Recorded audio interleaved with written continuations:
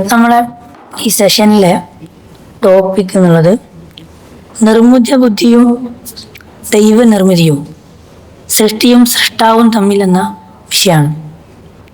നമ്മോട് സംവദിക്കുന്നത് എല്ലാവർക്കും പരിചയം ഉണ്ടാവും, റഷീദ് ഉദയ് ഉസ്താദാണ്. നിലവിൽ ഞാൻ മനസ്സിലാക്കുന്നത് ഈ വേദിയിലുള്ള ഒരാൾ പോലും AI അല്ലെങ്കിൽ ChatGPT ബോട്ടുകൾ, ക്ലോഡോ, ജെമിനിയോ അല്ലെങ്കിൽ മറ്റേതെങ്കിലും ബോട്ടുകൾ ഉപയോഗിക്കാത്തവരായി ആരും ഉണ്ടാവില്ല. നിലവിൽ വളരെ വേഗത്തിൽ കാര്യങ്ങൾ കിട്ടാൻ വേണ്ടി, പ്രത്യേകിച്ച് വിദ്യാർത്ഥികളാകുമ്പോൾ അസൈൻമെൻറ്റ് ചെയ്യാനോ കാര്യങ്ങൾ മനസ്സിലാക്കാനോ വേണ്ടിയിട്ടൊക്കെ സ്ഥിരമായി AI ഉപയോഗിക്കുന്നവരായിരിക്കാരും ഡിഗ്രി PGയിലൊക്കെ തീസിസിനൊക്കെ വേണ്ടിയൊക്കെ ഉപയോഗിക്കുന്നുണ്ടാവും എന്നാണ് മനസ്സിലാക്കുന്നത്. അപ്പോൾ അത് അത്രയും നമ്മൾ വ്യക്തി ജീവിതത്തിൽ വളരെ സ്വാധീനം ചെലുത്തുന്ന ഒന്നായി, നമ്മൾ എല്ലാ കാര്യങ്ങൾക്ക് വേണ്ടിയും ആശ്രയിക്കുന്ന ഒന്നായി ഈ ബോട്ടുകൾ മാറിയിട്ട് 2-3 വർഷമായിട്ടുള്ളൂ. അതിൽ തന്നെ പലതരത്തിലുള്ള ഉപയോഗങ്ങൾ, ഇപ്പോൾ അക്കാഡമിക് റിസർച്ച് പോലുള്ള കാര്യങ്ങൾ നടക്കുന്നുണ്ട്. അതുപോലെ തന്നെ മറ്റൊരു തരത്തിലേക്ക് പറഞ്ഞാൽ നമ്മളെ റിലേഷൻഷിപ്പ് ബേസിൽ ഇപ്പം നമ്മളെ ഒരു തെറാപ്പി, എന്തെങ്കിലും മാനസിക വിഷമങ്ങൾ, പ്രശ്നങ്ങൾ ഉണ്ടാകുമ്പോൾ നമ്മളൊരു കമ്പാനിയൻ, ഒരു സുഹൃത്ത് എന്ന നിലക്ക് അതിനെ കണ്ട് കാര്യങ്ങൾ സംസാരിക്കുന്ന, ചാറ്റ് ചെയ്യുന്ന തരത്തിൽ പല വിഷയങ്ങളൊക്കെ കേൾക്കാറുണ്ടോ. പലതരത്തിലുള്ള ന്യൂസുകളുണ്ടാവും. കാമുകനായി സ്വീകരിച്ചു, മറ്റേത് സ്വീകരിച്ചു, വിവാഹം ചെയ്തെന്നൊക്കെ പറഞ്ഞിട്ട് വളരെ ലിമിറ്റഡായ സാധനങ്ങൾ. പക്ഷെ ഇതൊരു വ്യാപകമായിട്ട് എല്ലാവരും കാര്യങ്ങൾ സംസാരിക്കാൻ, എത്രത്തോളം എന്ന് വെച്ചാൽ നമ്മളെ മാനസിക വിഷമങ്ങൾ പറഞ്ഞ് അത് ആത്മഹത്യയിലേക്ക് വരെ നയിക്കുന്ന തരത്തിൽ AI-കളൊക്കെ സഹായിക്കുന്നുണ്ട്.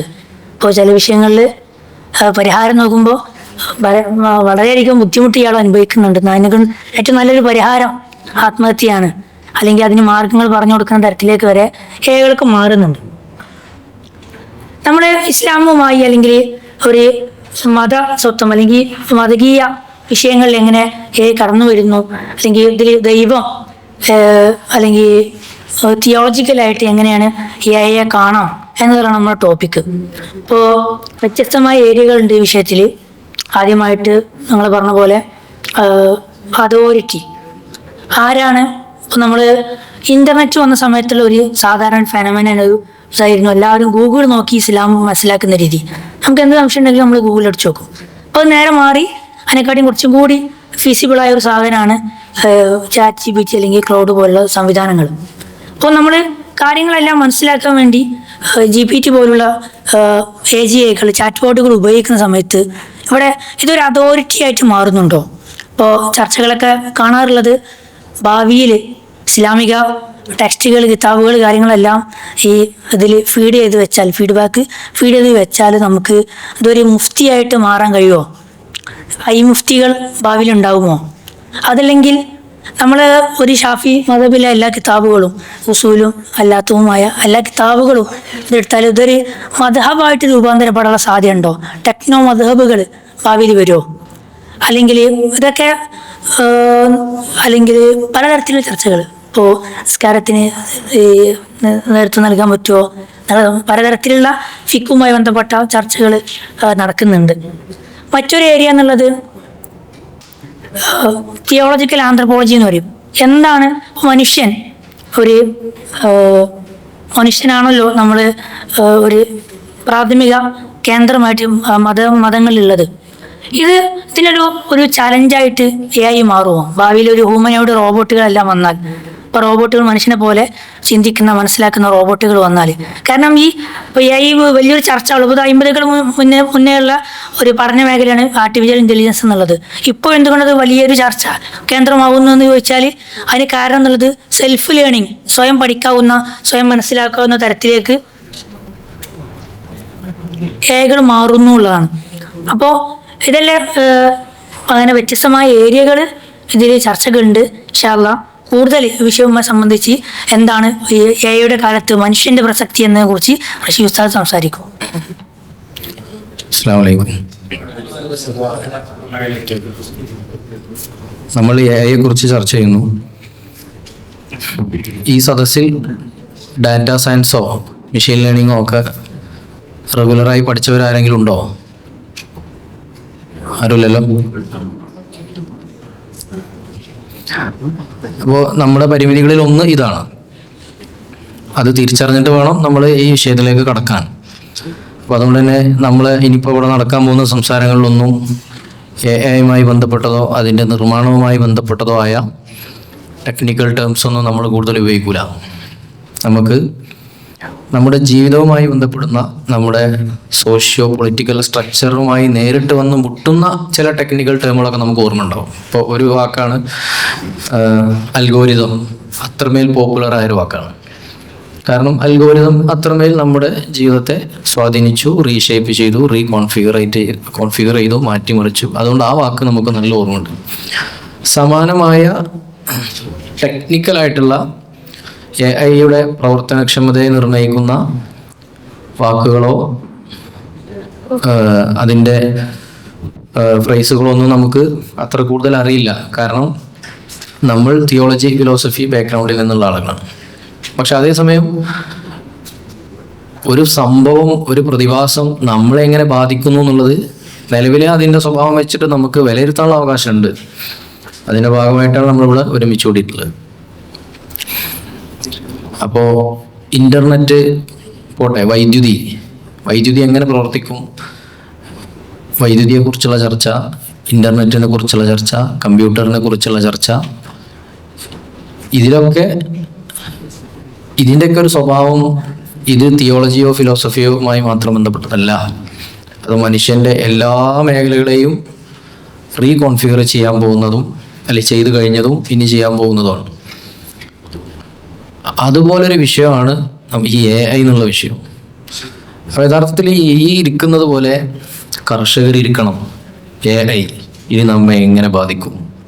കർഷകർ ഇരിക്കണം, തൊഴിലാളികൾ ഇരിക്കണം, എൻജിനീയർമാർ ഇരിക്കണം, ആർക്കിടെക്ട്സ് ഇരിക്കണം, മെഡിക്കൽ ഫീൽഡിലുള്ള ആളുകൾ ഇരിക്കണം, ബിസിനസ്മാൻമാർ ഇരിക്കണം. എല്ലാ ഇതിലുള്ള ആളുകളും ഇതുപോലെ കൂടിയിരുന്ന് ചർച്ചകളും സെമിനാറുകളും നടത്തേണ്ടതുണ്ട് എന്നുള്ളതാണ്. പക്ഷെ അങ്ങനെ കൂടുതൽ നടക്കുന്നില്ല. ഇങ്ങനെ കോഴ്സും ഒക്കെ ആയിട്ടാണ് ഇപ്പോൾ AI വന്നുകൊണ്ടിരിക്കുന്നത്. അതുപോലെ അപ്പോൾ ഞാൻ പറഞ്ഞു വരുന്നത്, മറ്റു മതങ്ങൾ, ഇപ്പോൾ ക്രിസ്ത്യാനിറ്റി, അവരുടെ സാമൂഹിക ഘടനയെ, അവരുടെ സാമുദായിക ഘടനയെ, അവരുടെ സമുദായത്തിൻ്റെ ധാർമ്മിക പരിസരത്തെ AI എങ്ങനെ റീഷേപ്പ് ചെയ്യും എന്നുള്ളത് അവർ ചർച്ച ചെയ്യുന്നുണ്ടോ നമുക്കറിയില്ല. ചുരുക്കം ചർച്ചകളെ നടക്കുന്നുള്ളൂ. അപ്പോൾ അതുകൊണ്ട് തന്നെ ഒരു പ്രതിഭാസം വരുമ്പോൾ അതിനോട് എങ്ങനെ പ്രതികരിക്കണം എന്നതിനെ കുറിച്ച് ഏറ്റവും കൂലങ്കഷമായി ചർച്ച ചെയ്യുന്ന ലോകത്തെ ഏറ്റവും വൈബ്രൻ്റായ സമൂഹങ്ങളിൽ ഒന്നാണ് നമ്മൾ എന്ന് നമുക്ക് തീർച്ചയായിട്ടും വിലയിരുത്താവുന്നതാണ്. പ്രത്യേകിച്ചും വിദ്യാർത്ഥി സമൂഹം, അതുപോലെ ആക്ടിവിസ്റ്റുകളൊക്കെ. അപ്പോൾ ഈ വന്നിരുന്നത് കേവലം ഒരു ഇവൻ്റായിട്ട് നമ്മൾ മനസ്സിലാക്കരുത്. നമ്മളിങ്ങനെ പ്രോഗ്രാമിന് വരുന്നു, തിരിച്ചു പോകുന്നു, വീഡിയോ പുറത്തു വിടുന്നു, അതിലപ്പുറം ഇത് നമ്മുടെ മനുഷ്യന് അള്ളാഹു നൽകിയ, ദൈവം നൽകിയ ഒരു മോറൽ സെൽഫ് ഉണ്ട്. ആ മോറൽ സെൽഫിന് ഒരു ബേജാറ് വരും, ഒരു കൺസേൺ വരും. ഒരു പുതിയ പ്രതിഭാസം ലോകത്ത് രൂപപ്പെടുമ്പോൾ ആ മോറൽ കൺസേൺ ആണ് നമ്മെ ഇവിടെ ഒരുമിച്ച് കൂട്ടിയിട്ടുള്ളത്. ഈ മോറൽ കൺസേൺ AIക്കില്ല എന്നുള്ളതാണ് നമ്മളും AIയുടെ ഏറ്റവും വലിയ വ്യത്യാസം. എന്തുകൊണ്ടാണോ നമ്മളിവിടെ ഒരുമിച്ച് കൂടിയത്, ആ ഒരു മോറൽ കൺസേൺ AIക്ക് ഉണ്ടാവില്ല എന്നുള്ളതാണ് നമ്മൾ മനസ്സിലാക്കുന്നത്. കാരണം അത് കമ്പ്യൂട്ടേഷനാണ്, പാറ്റേൺ പ്രഡിക്ഷനാണ്, അങ്ങനെയുള്ള AI വർക്ക് ചെയ്യുന്നത്. മൊറാലിറ്റിയുമായി ബന്ധപ്പെട്ട് അതിന് പ്രത്യേകിച്ച് ബാധ്യതകളില്ല, ചുമതലകളില്ല, കോവിനന്റും ഇല്ല, അള്ളാഹുവിനോട് പ്രത്യേകിച്ച് കരാറുകളും ഇല്ല. അതതിൻ്റെ പ്രോഗ്രാം അനുസരിച്ച് പ്രവർത്തിക്കുന്നു. അപ്പോൾ ദൈവനിർമ്മിതിയായ മനുഷ്യനും മനുഷ്യനിർമ്മിതിയായ AIയും തമ്മിലുള്ള ഏറ്റവും അടിസ്ഥാനപരമായ വ്യത്യാസം അത് തന്നെയാണ്. അതുകൊണ്ടുകൂടെ ആയിരിക്കാം മുസ്ലിം സമുദായത്തിൽപ്പെട്ട ആളുകൾ, അതിൻ്റെ ഡിസ്കഴ്സീവ് ട്രഡീഷൻ്റെ ഭാഗമായ ആളുകൾ ഇതിനെ കൂടുതൽ, ഈ വിഷയത്തെ ഏറ്റവും അധികം എൻഗേജ് ചെയ്യുന്ന വിഭാഗങ്ങളിൽ ഒന്നായിട്ട് മാറിയത്. സ്വാഭാവികമായിട്ടും അതിൻ്റെ ടെക്നിക്കൽ സൈഡിലുള്ള പ്രൊഫഷണൽസ് ഇത് ചെയ്യും. കാരണം അവരുടെ ലാഭനഷ്ടങ്ങളുമായി ബന്ധപ്പെട്ടൊരു വിഷയമാണത്, അവരുടെ കമ്പനികളുടെ ഫ്യൂച്ചറുമായി ബന്ധപ്പെട്ട വിഷയമാണ്. അതുകൊണ്ട് അവർ ചെയ്യും. പക്ഷേ തിയോളജി, ഫിലോസഫി ബാക്ക്ഗ്രൗണ്ടിലുള്ള ആളുകൾ എടുത്തു നോക്കിയാൽ അതിൽ ഏറ്റവും അധികം നമ്മളാണ് ഈ വിഷയം ചർച്ച ചെയ്യുന്നത് എന്നത് നമ്മുടെ സമുദായത്തിന്റെ മേനി പറയാനല്ല നമ്മൾ ഉപയോഗിക്കേണ്ടത്, മറിച്ച് അത് നമ്മുടെ അകത്ത് അള്ളാഹു തന്ന അമാനത്തിനെ കുറിച്ചുള്ള ചിന്തയിൽ നിന്നും ഉത്ഭൂതമായ മോറൽ ഒരു ബോധറിങ് ഉണ്ടല്ലോ, ആ മോറൽ സെൽഫ് നമ്മെ AI-യിൽ നിന്നും വ്യത്യസ്തമായ ഒരു എൻറ്റിറ്റി ആയിട്ട് തന്നെ പ്രതിഷ്ഠിക്കുന്നു എന്ന് മനസ്സിലാക്കാനാണ് നമ്മൾ അതിനെ ഉപയോഗിക്കേണ്ടത്. അല്ലാതെ നമ്മൾ ഭയങ്കര ഉഷാറായ ഒരു സമുദായമാണ് എന്ന മനസ്സിലാക്കലിൽ അത് ചുരുങ്ങിപ്പോകരുത്. അപ്പോൾ അതാണ് നമ്മളൊരു ഇൻട്രൊഡക്ഷൻ. സമൂഹങ്ങളെ പല രീതിയിലും AI ബാധിക്കുന്നു, പല സെക്ടറിലുള്ള ആളുകളെ ബാധിക്കുന്നു. അതുകൊണ്ട് തന്നെ AI-യെ നമ്മൾ ചരിത്രവൽക്കരിച്ച് തന്നെ മനസ്സിലാക്കണം. AI-ക്ക് കൊടുത്ത ട്രെയിനിങ് ചരിത്രപരമാണ്. അതായത് ചരിത്രത്തിൽ എന്തെല്ലാം മാലിന്യങ്ങളുണ്ടോ, വംശീയതയുണ്ടോ, വർഗീയതയുണ്ടോ, പിന്നെ മറ്റെന്തെങ്കിലും മാലിന്യങ്ങളുണ്ടോ, ഇത് മുഴുവൻ AI-ൻ്റെ കയ്യിലുണ്ട്, AI-ക്ക് കിട്ടിയിട്ടുണ്ട്. AI അത് കസ്റ്റമൈസ് ചെയ്യാം. അതാണ് ഗുരുതരമായ പ്രശ്നം അല്ലേ? നിങ്ങൾ ChatGPT നിങ്ങൾ ഓരോരുത്തരും ഓരോ കാര്യങ്ങൾ ചോദിച്ചു നോക്കൂ, നിങ്ങൾ എങ്ങനെ ചിന്തിക്കുന്നു എന്ന് മനസ്സിലാക്കിയിട്ടുള്ള മറുപടി അല്ലേ തരിക ChatGPT. സെയിം പ്രോബ്ലം ഗൂഗിളിനും ഉണ്ടായിരുന്നു. ഫിൽറ്റർ ബബിൾ ഫിനോമിനൻ ഉണ്ട്, കസ്റ്റമൈസേഷൻ ഇൻസ്റ്റഗ്രാമിനുണ്ട്, പേഴ്സണലൈസേഷൻ യൂട്യൂബിനുണ്ട്, ഇൻസ്റ്റഗ്രാമിനുണ്ട്. ഓരോരുത്തരും ആഗ്രഹിക്കുന്നത് കൊടുക്കുന്നു. ഇപ്പം എൻ്റെ ഒരു പ്രൊഫൈൽ, ഞാൻ ഇത്രകാലം AI-നോട് എന്താണ് സംസാരിച്ചുകൊണ്ടിരുന്നത് എന്നുള്ളത് പുള്ളിക്ക് നന്നായിട്ട് അറിയാം. അതുകൊണ്ട് എനിക്ക് തരുന്ന ആൻസർ, ഞാൻ എന്ത് ചോദ്യം ചോദിച്ചാലും അതുവരെ ചോദിച്ച ചോദ്യങ്ങളുടെ സെൻട്രൽ തീമുമായിട്ട് അതിനെ കണക്ട് ചെയ്യും. ആദ്യം ഉത്തരങ്ങൾ മുഴുവൻ പറയും, എന്നിട്ട് പറയും ഇനി നിങ്ങളുടെ മറ്റേ പ്രൊജക്റ്റ് ഉണ്ടല്ലോ അതിലേക്ക് നമുക്ക് ഇതിനൊന്ന് കണക്ട് ചെയ്ത് നോക്കാവുന്നതുകൊണ്ട് മൂപ്പര് വേറെ മറുപടി, ഭയങ്കര കൊതിപ്പിക്കുന്ന ഒരു മറുപടി ലാസ്റ്റ് തരും. ആദ്യം ചോദിച്ചതിന് മറുപടി തരും. പിന്നെ നമ്മൾ ഡ്രീം പ്രൊജക്റ്റുകൾ ഉണ്ടാവും, ആന്ത്രപ്പോളജിയുമായി ബന്ധപ്പെട്ട ചില റിസർച്ച് പ്രൊജക്റ്റോ ഒക്കെ നമ്മൾ അങ്ങനെ റിസർച്ച് ചെയ്താൽ എങ്ങനെ ഉണ്ടാവും എന്നൊക്കെ ചോദിച്ചിട്ടുണ്ടാവും. ലാസ്റ്റ് വാൽകഷ്ണം എന്നുള്ളതിൽ അതിനോടുള്ളൊരു കണക്ഷൻ കൂടെ പറഞ്ഞു തരും. ഈ രീതിയിൽ ഇത് കസ്റ്റമൈസ് ചെയ്യുമ്പോൾ ഒരിക്കലും നമ്മുടെ മോറൽ സെൽഫിൻ്റെ ഒബ്ജക്റ്റീവായ മാതൃകകളെ പിടിച്ചു നിർത്താൻ AI-ക്ക് കഴിയില്ല. അപ്പോൾ അവിടെ തന്നെയാണ് നമ്മളും AI-യും തമ്മിലുള്ള അടിസ്ഥാനപരമായ വ്യത്യാസം സ്ഥിതി ചെയ്യുന്നത്. അപ്പോൾ നമ്മൾ AI-ക്ക് കിട്ടിയ എല്ലാ പാറ്റേൺസും, മുമ്പ് ആമസോണിനെതിരെ ഒരു പരാതി ഉണ്ടായിരുന്നു. ഏതോ ഒരു വർഷം നടന്ന മുഴുവൻ അപ്പോയിൻമെൻറ്റിലും പിന്നെ ഫെയർ സ്കിന്നുള്ള ആളുകൾ, വെളുത്ത ആളുകൾ മാത്രം വന്നു. അതെങ്ങനെ സംഭവിച്ചു? അപ്പോൾ അത് ആമസോൺ പറഞ്ഞത് അത് ഞങ്ങളെ ആർട്ടിഫിഷ്യൽ ഇൻ്റലിജൻസ് ഞങ്ങളെ അൽഗോരിതം അങ്ങനെ ചെയ്തതാണ്, നമുക്കറിയില്ല എന്നുള്ള മറുപടി. അവർ കൈ ഒഴിഞ്ഞു എന്നുള്ളതാണ്. അപ്പോൾ ഈ പ്രിസിഷൻ, ഈ AI-യിലൂടെ നമുക്ക് സാധ്യമാവുന്ന പ്രിസിഷൻ, അത് എത്രത്തോളം നിലനിൽക്കുന്ന സാമൂഹിക ഘടനയെ കൂടുതൽ അസമത്വങ്ങളും ഒക്കെ നിറഞ്ഞതാക്കിക്കളയും എന്നൊരു ചോദ്യം കൂടെ നമുക്ക് മുമ്പിലുണ്ട്. ഇപ്പോൾ സോഷ്യൽ സ്ട്രക്ചറുമായി ബന്ധപ്പെട്ട പല കൺസേൺസും ഓൾറെഡി ഉയർന്നു കഴിഞ്ഞിട്ടുണ്ട്. ഒരുപാട് ഈ AI എന്നുള്ള പേര്, AI എന്ന് പറഞ്ഞാൽ നമ്മുടെ മനസ്സിൽ ഒരിക്കലും പിന്നെ ജോൺ മക്കാർത്തി 1959 പിന്നെ കോയിൻ ചെയ്ത നാമം, എന്നിട്ട് അതിനുശേഷം പല AI രൂപങ്ങളുണ്ടായിരുന്നു, അതൊന്നും വരില്ല. AI എന്ന് പറഞ്ഞാൽ നമ്മുടെ മനസ്സിൽ ChatGPTയും ജെമിനിയും ഒക്കെയാണല്ലോ വരിക. പക്ഷെ അതിന് മുമ്പ് AI ഉണ്ട്. നമ്മൾ സോഷ്യൽ മീഡിയ അൽഗോരിതം AI ആയിരുന്നു. അതിന് മുമ്പത്തെ പല സംഭവങ്ങളും AI ആയിരുന്നു. പക്ഷെ അൽഗോരിതമിക്കായ ഡാറ്റ ശേഖരണം മുമ്പ് അമേരിക്കൻ പോലീസൊക്കെ നടത്തിയിരുന്നു. അതിനകത്തെ വംശീയതയെക്കുറിച്ച് പറയുന്ന ഒരുപാട് ചർച്ചകൾ ഉണ്ടായിരുന്നു. എന്ന് പറഞ്ഞാൽ ട്രാക്ക് റെക്കോർഡ്, ഒരാളെ പിടിക്കുന്നു, ഒരു പ്രതിയെ പിടിക്കുന്നു, എന്നിട്ട് അയാളുടെ മേലിൽ 3 കേസ് 4 കേസ് ചാർത്തിയിട്ടുണ്ടെങ്കിൽ പിന്നീട് അയാൾ ഹൈ റിസ്കിൽ ഉള്ള ആളാണ്, അയാൾ കൂടുതൽ തെറ്റ് ചെയ്യാൻ സാധ്യതയുള്ള ആളാണ് എന്നുള്ള പ്രഡിക്ഷൻ പോലീസുമാരെന്ത് ചെയ്യുന്നു, ശേഖരിച്ചു വെക്കുന്നു. അതുകൊണ്ട് തന്നെ എന്തെങ്കിലും ഒരു കുറ്റം നടന്നു കഴിഞ്ഞാൽ ആദ്യം പോയി പിടിക്കുന്നത് ഈ കറുത്തവർഗക്കാരായ ആളുകളെയാണ്. കാരണം ഇതിനു മുമ്പ് 4 കേസ് അവരുടെ മേലിലുണ്ട് എന്നുള്ളതാണ് ന്യായം. പക്ഷെ ഇതിനു മുമ്പ് ഈ 4 കേസ് വെച്ചത് ആരാണ്? സമൂഹത്തിന്റെ പ്രെജുഡീസാണ്, അവരോടുള്ള മുൻവിധിയാണ് മുമ്പ് 4 കേസ് കെട്ടിവെച്ചത്. എന്നിട്ട് ആ 4 കേസുമ്മ ബേസ് ചെയ്തിട്ടാണ് വീണ്ടും പുതിയൊരു കേസ് വരുമ്പോൾ മുൻവിധിയോടെ ഇവരെ സമീപിക്കുന്നത്. ഇതേ പാറ്റേൺ അൽഗോരിതം AI-യുടെ വിഷയത്തിൽ നമുക്ക് കാണാം. AI-ക്ക് കിട്ടിയ ട്രെയിനിങ്ങിൽ ആരൊക്കെയാണ് തെറ്റു ചെയ്യുന്നവർ എന്ന് മൂപ്പർക്കൊരു ധാരണ ഉണ്ട്. ആ ധാരണയിൽ വംശീയമായി പിന്നോക്കം നിൽക്കുന്നവരും വർഗീയമായി വിക്ടിമൈസ് ചെയ്യപ്പെട്ടവരുമായ ആളുകളുണ്ട്. എന്നിട്ട് AI അടുത്തൊരു പ്രഡിക്ഷൻ തരുമ്പോൾ എന്താ സംഭവിക്കുന്നത്? ഇതേ ആളുകളെ വീണ്ടും ഇരകളാക്കുന്നൊരു കാര്യമാണ് നടന്നുകൊണ്ടിരിക്കുന്നത് എന്നുള്ളതാണ്. അപ്പം ഇങ്ങനെ നമ്മുടെ സോഷ്യൽ സ്ട്രക്ചറുമായി ബന്ധപ്പെട്ട് വളരെ പ്രധാനപ്പെട്ടൊരു കാഴ്ചപ്പാട് നമുക്ക് AI-യുമായി ബന്ധപ്പെട്ട് രൂപപ്പെടുത്താവുന്നതാണ്. പിന്നെ രണ്ടാമത്തെ വിഷയം, നിങ്ങൾ ആരെങ്കിലും റേഷൻ കടയിൽ പോയിട്ടുണ്ടോ? വെറുതെ പോവല്ല, സാധനങ്ങൾ റെഗുലറായി വാങ്ങുന്നവരുണ്ടോ? നിങ്ങളുടെ ഫിംഗർ പ്രിന്റ് ബയോമെട്രിക് ഡാറ്റ കൊടുക്കുന്നതിന് ഭാഗമായിട്ട് അവിടെ പ്രസ് ചെയ്യുമ്പോൾ എപ്പോഴെങ്കിലും അത് റീഡ് ചെയ്യാത്ത അവസ്ഥ വന്നിട്ടുണ്ടോ? ടെക്നിക്കൽ ഇഷ്യൂ അല്ല, അത് നിങ്ങളെ വിരലിൽ രേഖയില്ലാത്ത സാഹചര്യം വന്നിട്ടുണ്ടോ? റീഡ് ചെയ്യാത്ത പ്രശ്നം ഉണ്ടാവാം, പക്ഷെ നിങ്ങളെ വിരലിൽ രേഖയില്ല എന്നുള്ള അവസ്ഥ ഉണ്ടാവില്ല. കാരണം നമ്മൾ ആരും അത്ര ഹാർഡായിട്ടുള്ള പണികൾ ചെയ്യുന്നവരല്ല, നമ്മുടെ രേഖ മാഞ്ഞു പോയിട്ടില്ല. പക്ഷെ ഇന്ത്യയിൽ ലക്ഷക്കണക്കിന് ആയിരക്കണക്കിന് തൊഴിലാളികളുടെ ഹാർഡ് വർക്ക് ചെയ്യുന്ന മനുഷ്യന്മാരുടെ ഈ രേഖ മാഞ്ഞു പോയിട്ട് ഇവർക്ക് എന്ത് ചെയ്യാൻ പറ്റുന്നില്ല, അത് റീഡ് ചെയ്യുന്നില്ല. അതിനർത്ഥം അവരില്ല എന്നുള്ളതാണ്, അല്ലേ? ഡസ് നോട്ട് എക്സിസ്റ്റ്, ഇന്ന വ്യക്തി ഡസ് നോട്ട് എക്സിസ്റ്റ്. പക്ഷെ അവർ എക്സിസ്റ്റ് ചെയ്യുന്നുണ്ട്, അവരാണ് എക്സിസ്റ്റ് ചെയ്യുന്നത്. ചോര നീരാക്കി പണിയെടുക്കുന്നത് അവരാണ്. അവരുടെ കയ്യിലെ ബയോമെട്രിക് ഡാറ്റ മാഞ്ഞു പോയി, വിരൽ. പറഞ്ഞു വരുന്നത് അതൊരു എക്സാമ്പിളാണ്.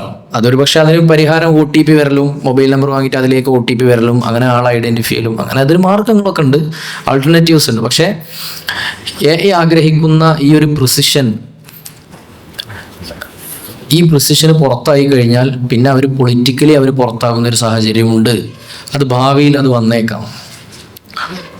ഇപ്പോൾ ഭാവിയിൽ ക്യാഷ്ലെസ് എക്കോണമി എന്നൊക്കെ പറഞ്ഞതുപോലെ ഭാവിയിലെ സാമൂഹിക സാമ്പത്തിക രംഗം AI-യെ ഹെവിലി ഡിപ്പെൻഡ് ചെയ്തുകൊണ്ട് രൂപപ്പെടുത്തി കഴിഞ്ഞാൽ ആ സിസ്റ്റത്തിലേക്ക് കയറാൻ പറ്റാത്ത ഒരുപാട് അധസ്ഥിത വിഭാഗങ്ങൾ, മാർജിനലൈസ്ഡ് ആയ ആളുകൾ ഉണ്ടാവാം.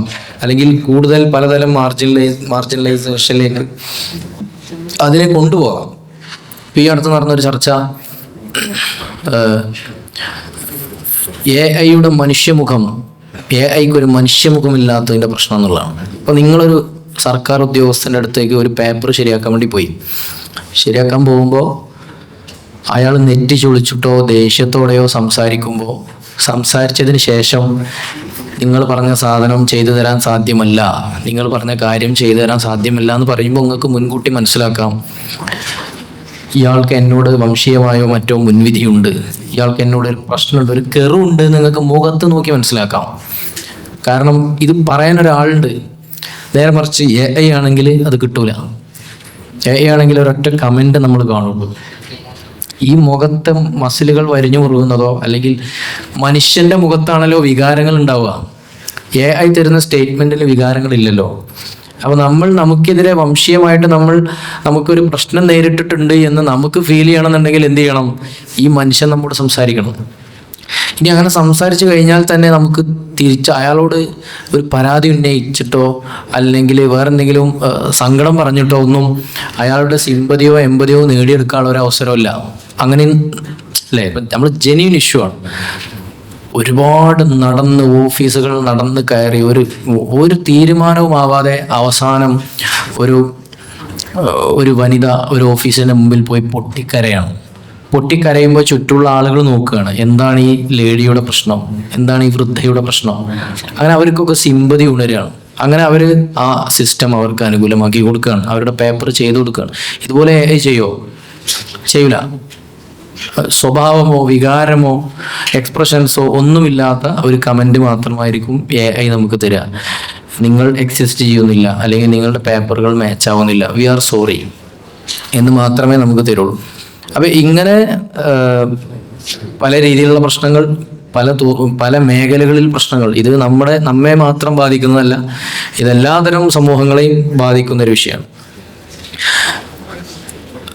ഒരു തുടക്കം എന്നുള്ള നിലയ്ക്ക് ഞാൻ ഇത്രേ പറയുന്നുള്ളൂ. ബാക്കി തീമുകളിലേക്ക് നമുക്ക് പോകാം ഇൻഷാ അല്ലാഹ്. ബാക്കിയുള്ള കാര്യങ്ങൾ സംസാരിക്കാം.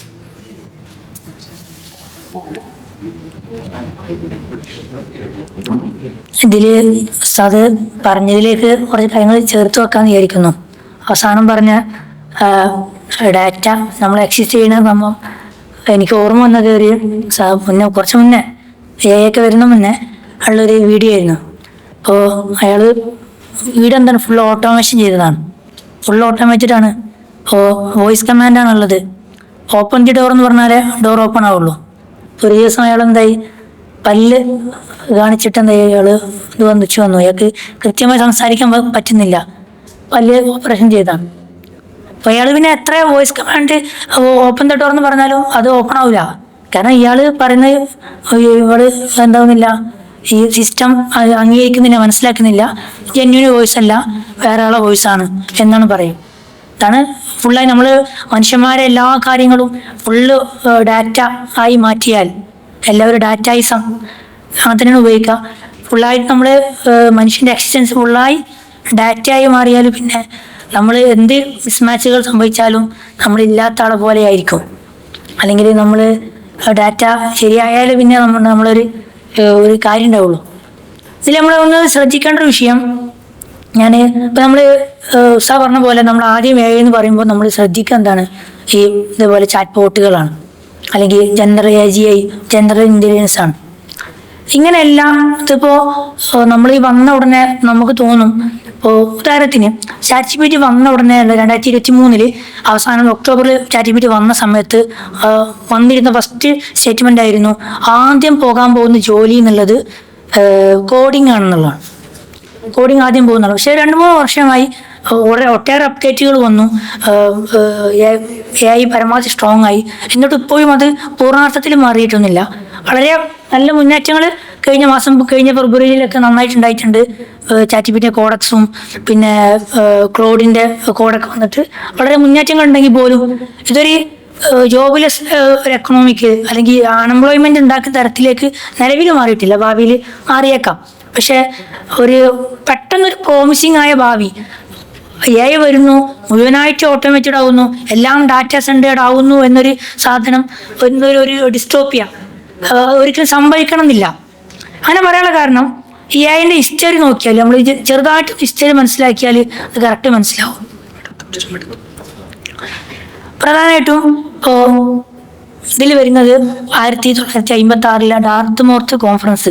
അതിലാണ് AI ഉസ്താദ് പറഞ്ഞ പോലെ മക്കാർത്തി, മിൻസ്കി എന്ന പോലുള്ള ആളുകൾ ഇതിലാണ് ആദ്യമായിട്ട് ഒരു ഔദ്യോഗികമായ ഡിസിപ്ലിനായിട്ട് ഇത് പഠിക്കണം എന്ന് പറഞ്ഞ് ആർട്ടിഫിഷ്യൽ ഇൻ്റലിജൻസിൻ്റെ ടേം കോയിൻ ചെയ്യുന്നതും അന്ന് കാര്യങ്ങൾ ചർച്ചകൾ നടത്തുന്നതും.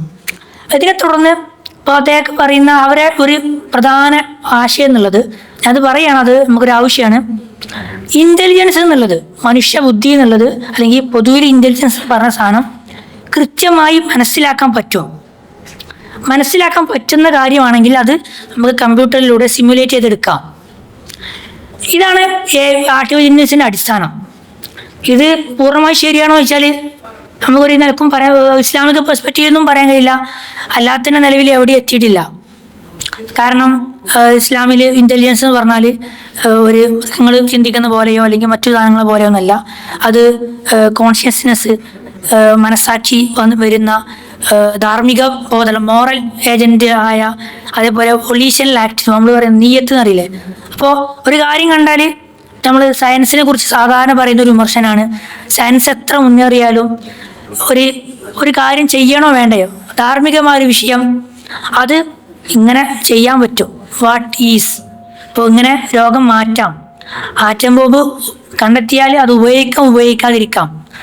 Atom bomb Oppenheimer atom bomb കണ്ടെത്തുന്നതുകൊണ്ട് എന്താണ് അത് അദ്ദേഹത്തിന് ചെയ്യാൻ പറ്റുന്നോ, അല്ലെങ്കിൽ ഉപയോഗിക്കാൻ പാടില്ലാത്തൊരു കാര്യമാണ്. അത് വിനാശകരമായ ഒരു ജനസൈഡ് ഉണ്ടാക്കാവുന്ന, വംശഹത്യ ഉണ്ടാക്കാവുന്ന ഒരു കാര്യമാണ് ആറ്റം ബോംബ് ഉപയോഗിക്കുന്നത് എന്നൊരു ചർച്ച. അത് വേറെ തന്നെ ചർച്ചയാണ്. സയൻസ് ഒരിക്കലും അതിൻ്റെ മോറൽ കോഡുകൾ, എത്തിക്സുകൾ വേറെ തന്നെ ആയിട്ട് മാറും, വേറെ തന്നെ ഇരിക്കുക. ഒരിക്കലും അത് സയൻസ് കൊണ്ട് അത് കണ്ടെത്താൻ കഴിയില്ല. ഞാൻ നേരത്തെ പറഞ്ഞല്ലോ, ഈ സയൻസ് മുന്നേറുന്ന ഒരവസ്ഥ. അപ്പോൾ ഈ 1956 കോൺഫറൻസ് ഒക്കെ കഴിഞ്ഞു. ശേഷം ഒട്ടേറെ ഫണ്ട് അമേരിക്കൻ ഗവൺമെൻറ്, അമേരിക്കയിലാണ്, ന്യൂഹാംപ്ഷയറിലാണ് ഡാർത്ത്മൗത്ത് കോളേജൊക്കെ ഉള്ളത്, അവിടെ കുറേ ചർച്ചകൾ നടക്കുന്നു. പക്ഷേ ഒരു 70s 80s ആവുന്ന സമയത്ത് എന്താണ്, പിന്നെ പറഞ്ഞ ടെക്നിക്കൽ പറഞ്ഞ കാര്യം സിംബോളിക്കായി, മെഷീൻ ലേണിങ്, ഇപ്പോൾ കുറേ ടേമുകളൊക്കെയാണ് ഇതിൽ ഒരു ഉപയോഗിക്കുക. കൂടുതൽ പഠിക്കാൻ താല്പര്യമുള്ളവർ അതൊക്കെ അറിഞ്ഞിരിക്കുന്നത് നല്ലതാണെന്ന് മാത്രമേ പറയാൻ പറ്റുള്ളൂ. അപ്പോൾ അത് സംഭവിക്കുന്നത് AI വിൻ്ററുകൾ എന്ന് പറയും. 2 ഘട്ടങ്ങളിലായിട്ട് ആദ്യം കുറേ ഫണ്ട് നടക്കുന്നു, കുറേ ചർച്ചകൾ നടക്കുന്നു. പിന്നെ അത് ചർച്ചകളൊന്നും മുന്നോട്ട് പോകുന്നില്ല. ഇതൊന്നും നമുക്ക് ഭാവിയിൽ ഒരു പ്രൊഡക്റ്റായിട്ട് മാറ്റിയെടുക്കാൻ, ഒരു വസ്തു ഒരു കാര്യമായിട്ട് ഉപകാരമുള്ള സാധനമായിട്ട് മാറ്റിയെടുക്കാൻ കഴിയുന്നില്ല എന്ന തരത്തിലേക്കാണ് ഇത് നിൽക്കുന്നത്. പിന്നെയും 90കളുടെ തുടക്കത്തിൽ വീണ്ടും ചർച്ചകൾ തുടങ്ങുന്നു, വീണ്ടും വ്യത്യസ്തമായ രീതിയിൽ മെഷീൻ ലേണിങ്ങിൻ്റെ ചർച്ചകൾ തുടങ്ങുന്നു, അതും അങ്ങനെ പോകുന്നു. 2017 പാറ്റേൺ റെക്കഗ്നിഷനും ഇമേജ് കാര്യങ്ങളൊക്കെ വന്ന്, പ്രത്യേകിച്ചും ഒരു paper attention is all you need എന്ന് പറഞ്ഞ ഒരു പേപ്പർ, അത് വന്നതിന് ശേഷമാണ് എങ്ങനെയാണ് ലാർജ് ലാംഗ്വേജ് മോഡലുകൾ LLMകൾ എങ്ങനെയാണ് വർക്ക് ചെയ്യുന്നത് എന്നതുമായി ബന്ധപ്പെട്ട് ChatGPT മറ്റു പോലുള്ള ചാറ്റ് ബോർഡുകളൊക്കെ വരുന്നത്. അപ്പോൾ അത് ചരിത്രത്തിൽ ഹിസ്റ്ററി ഓഫ് AI പരിശോധിക്കുന്ന സമയത്ത് നമുക്ക് മനസ്സിലാകുന്നത് AI വിൻഡറുകൾ തീരെ ഒരിക്കലും പ്രോമിസ് ആവാത്ത, ഒരിക്കലും ചർച്ച മുന്നോട്ട് പോകുന്നില്ല എന്ന തരത്തിലേക്ക് ഇത് എല്ലാ കാലത്തും ഉണ്ടായിട്ടുണ്ട്. അത് ഭാവിയിൽ സംഭവിക്കാം. നമ്മൾ പറഞ്ഞ പോലെ ഇപ്പോൾ പറയുന്നത് ആർട്ടിഫിഷ്യൽ ജനറൽ ഇൻ്റലിജൻസ് എന്ന് പറഞ്ഞാൽ മനുഷ്യനെ പോലെ കാര്യങ്ങൾ ചെയ്യാൻ പറ്റുന്നൊരു സാധനം, മനുഷ്യനെ കാര്യങ്ങളെല്ലാം ചെയ്യാൻ പറ്റുന്നൊരു AI. അത് വരാനും അറ്റ്ലീസ്റ്റ് 15-20 വർഷങ്ങൾ മിനിമം എടുക്കും. ഇപ്പോൾ പലരും ഫ്യൂച്ചറിസ്റ്റുകളൊക്കെ പറയാറുള്ളത് അങ്ങനെയാണ്. അപ്പോൾ അത് നമ്മൾ തുടങ്ങിയിട്ടുള്ളൂ, അല്ലെങ്കിൽ അടുത്ത വർഷം അല്ലെങ്കിൽ വർഷങ്ങൾക്കുള്ളിൽ 2030 ആകുമ്പോഴത്തേന് ഭാവി ഒന്നായിട്ട് മാറുന്ന തരത്തിലേക്കൊന്നും ഒരിക്കലും ഇത് മാറാൻ പോകുന്നില്ല. അതാണൊന്ന് മനസ്സിലാക്കേണ്ടത്. നമ്മൾ പറയുമ്പോൾ മറ്റൊരു വിഷയം എന്നുള്ളത്, പറയേണ്ട മറ്റൊരു കാര്യം എന്നുള്ളത്, നമ്മൾ സൂചിപ്പിച്ചു തിയോളജിക്കൽ ആന്ത്രപ്പോളജി എന്ന് പറഞ്ഞ സാധനം. അതായത് what is means to be a human, ഒരു മനുഷ്യൻ എന്ന് പറഞ്ഞാൽ എന്താണ്? AI എന്ന് പറയുന്ന സമയത്ത് നമുക്ക് അതൊരു ഇപ്പോൾ മനുഷ്യനെക്കാട്ടിയും കൂടുതലായി പ്രവർത്തിക്കുന്ന ജീവവർഗങ്ങളുണ്ട്. നിങ്ങൾക്കറിയോ? മനുഷ്യനെക്കാട്ടി വളരെ എഫക്റ്റീവായി വർക്ക് ചെയ്യുന്ന സാധനങ്ങൾ നിലവിലുണ്ട്. അപ്പോൾ നമുക്ക് ജിന്നുകളെ കുറിച്ച് സംസാരിക്കാം. ഉദാഹരണത്തിന് പറയാം, നമ്മൾ സാധാരണ മനസ്സിലാക്കാറുള്ളത് ജിന്നുകൾ എന്നുള്ളത് അവർക്ക് സ്പേസ് ഇവിടുന്ന് റൂം കൂട്ടിയിട്ടല്ല അപ്പുറത്ത് പോകാൻ കഴിയുന്നൊക്കെയാണ് പറയാം. അവർ ജിസ്മുൽ ലത്തീഫാണ്, അതുകൊണ്ട് അവർക്ക് സ്പേസ് കാര്യമായിട്ട് ബാധകമാണെന്നില്ല എന്നൊക്കെ പറയാം. അല്ലെങ്കിൽ മലക്കുകളെ കുറിച്ച് നമുക്ക് അതേപോലെ സംസാരിക്കാം. ഇനി അതും അല്ലെങ്കിൽ നമുക്ക് മനുഷ്യന്മാരല്ല, മറ്റു ജീവിവർഗങ്ങൾ, സാധാരണ ആനിമൽസ്, ഇവരും എന്താണ് ശരിക്കും പറഞ്ഞാൽ ചിന്തിക്കുന്നുണ്ട്, മനസ്സിലാക്കുന്നുണ്ട്. ഒരു പരിധി വരെയെങ്കിലും അവർ കാര്യങ്ങൾ സെൽഫ് അവയർനെസ്സും അല്ലെങ്കിൽ ധാർമ്മികമായിട്ട് തന്നെ ചെയ്യണം എല്ലാം വളരെ ലിമിറ്റഡ് അവസരത്തിലാണ് പോലും അവരങ്ങനെ മോറൽ കപ്പാസിറ്റി ഒക്കെ പ്രകടമാക്കാറുണ്ട്. നമുക്ക് അങ്ങനെ AI മനസ്സിലാക്കാൻ കഴിയുമോ എന്നുള്ളത് ഒരു വലിയൊരു ചോദ്യചിഹ്നമായിട്ടാണ് ഇതിൽ നിൽക്കുന്നത്. അതിൻ്റെ വിഷയത്തിൽ സംസാരിക്കാണെങ്കിൽ ശരിക്കും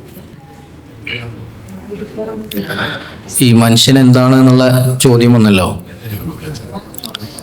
അവിടെ എന്തെങ്കിലും പ്രശ്നമുണ്ടോ? ബാക്കിൽ എന്തെങ്കിലും പ്രശ്നമുണ്ടോ?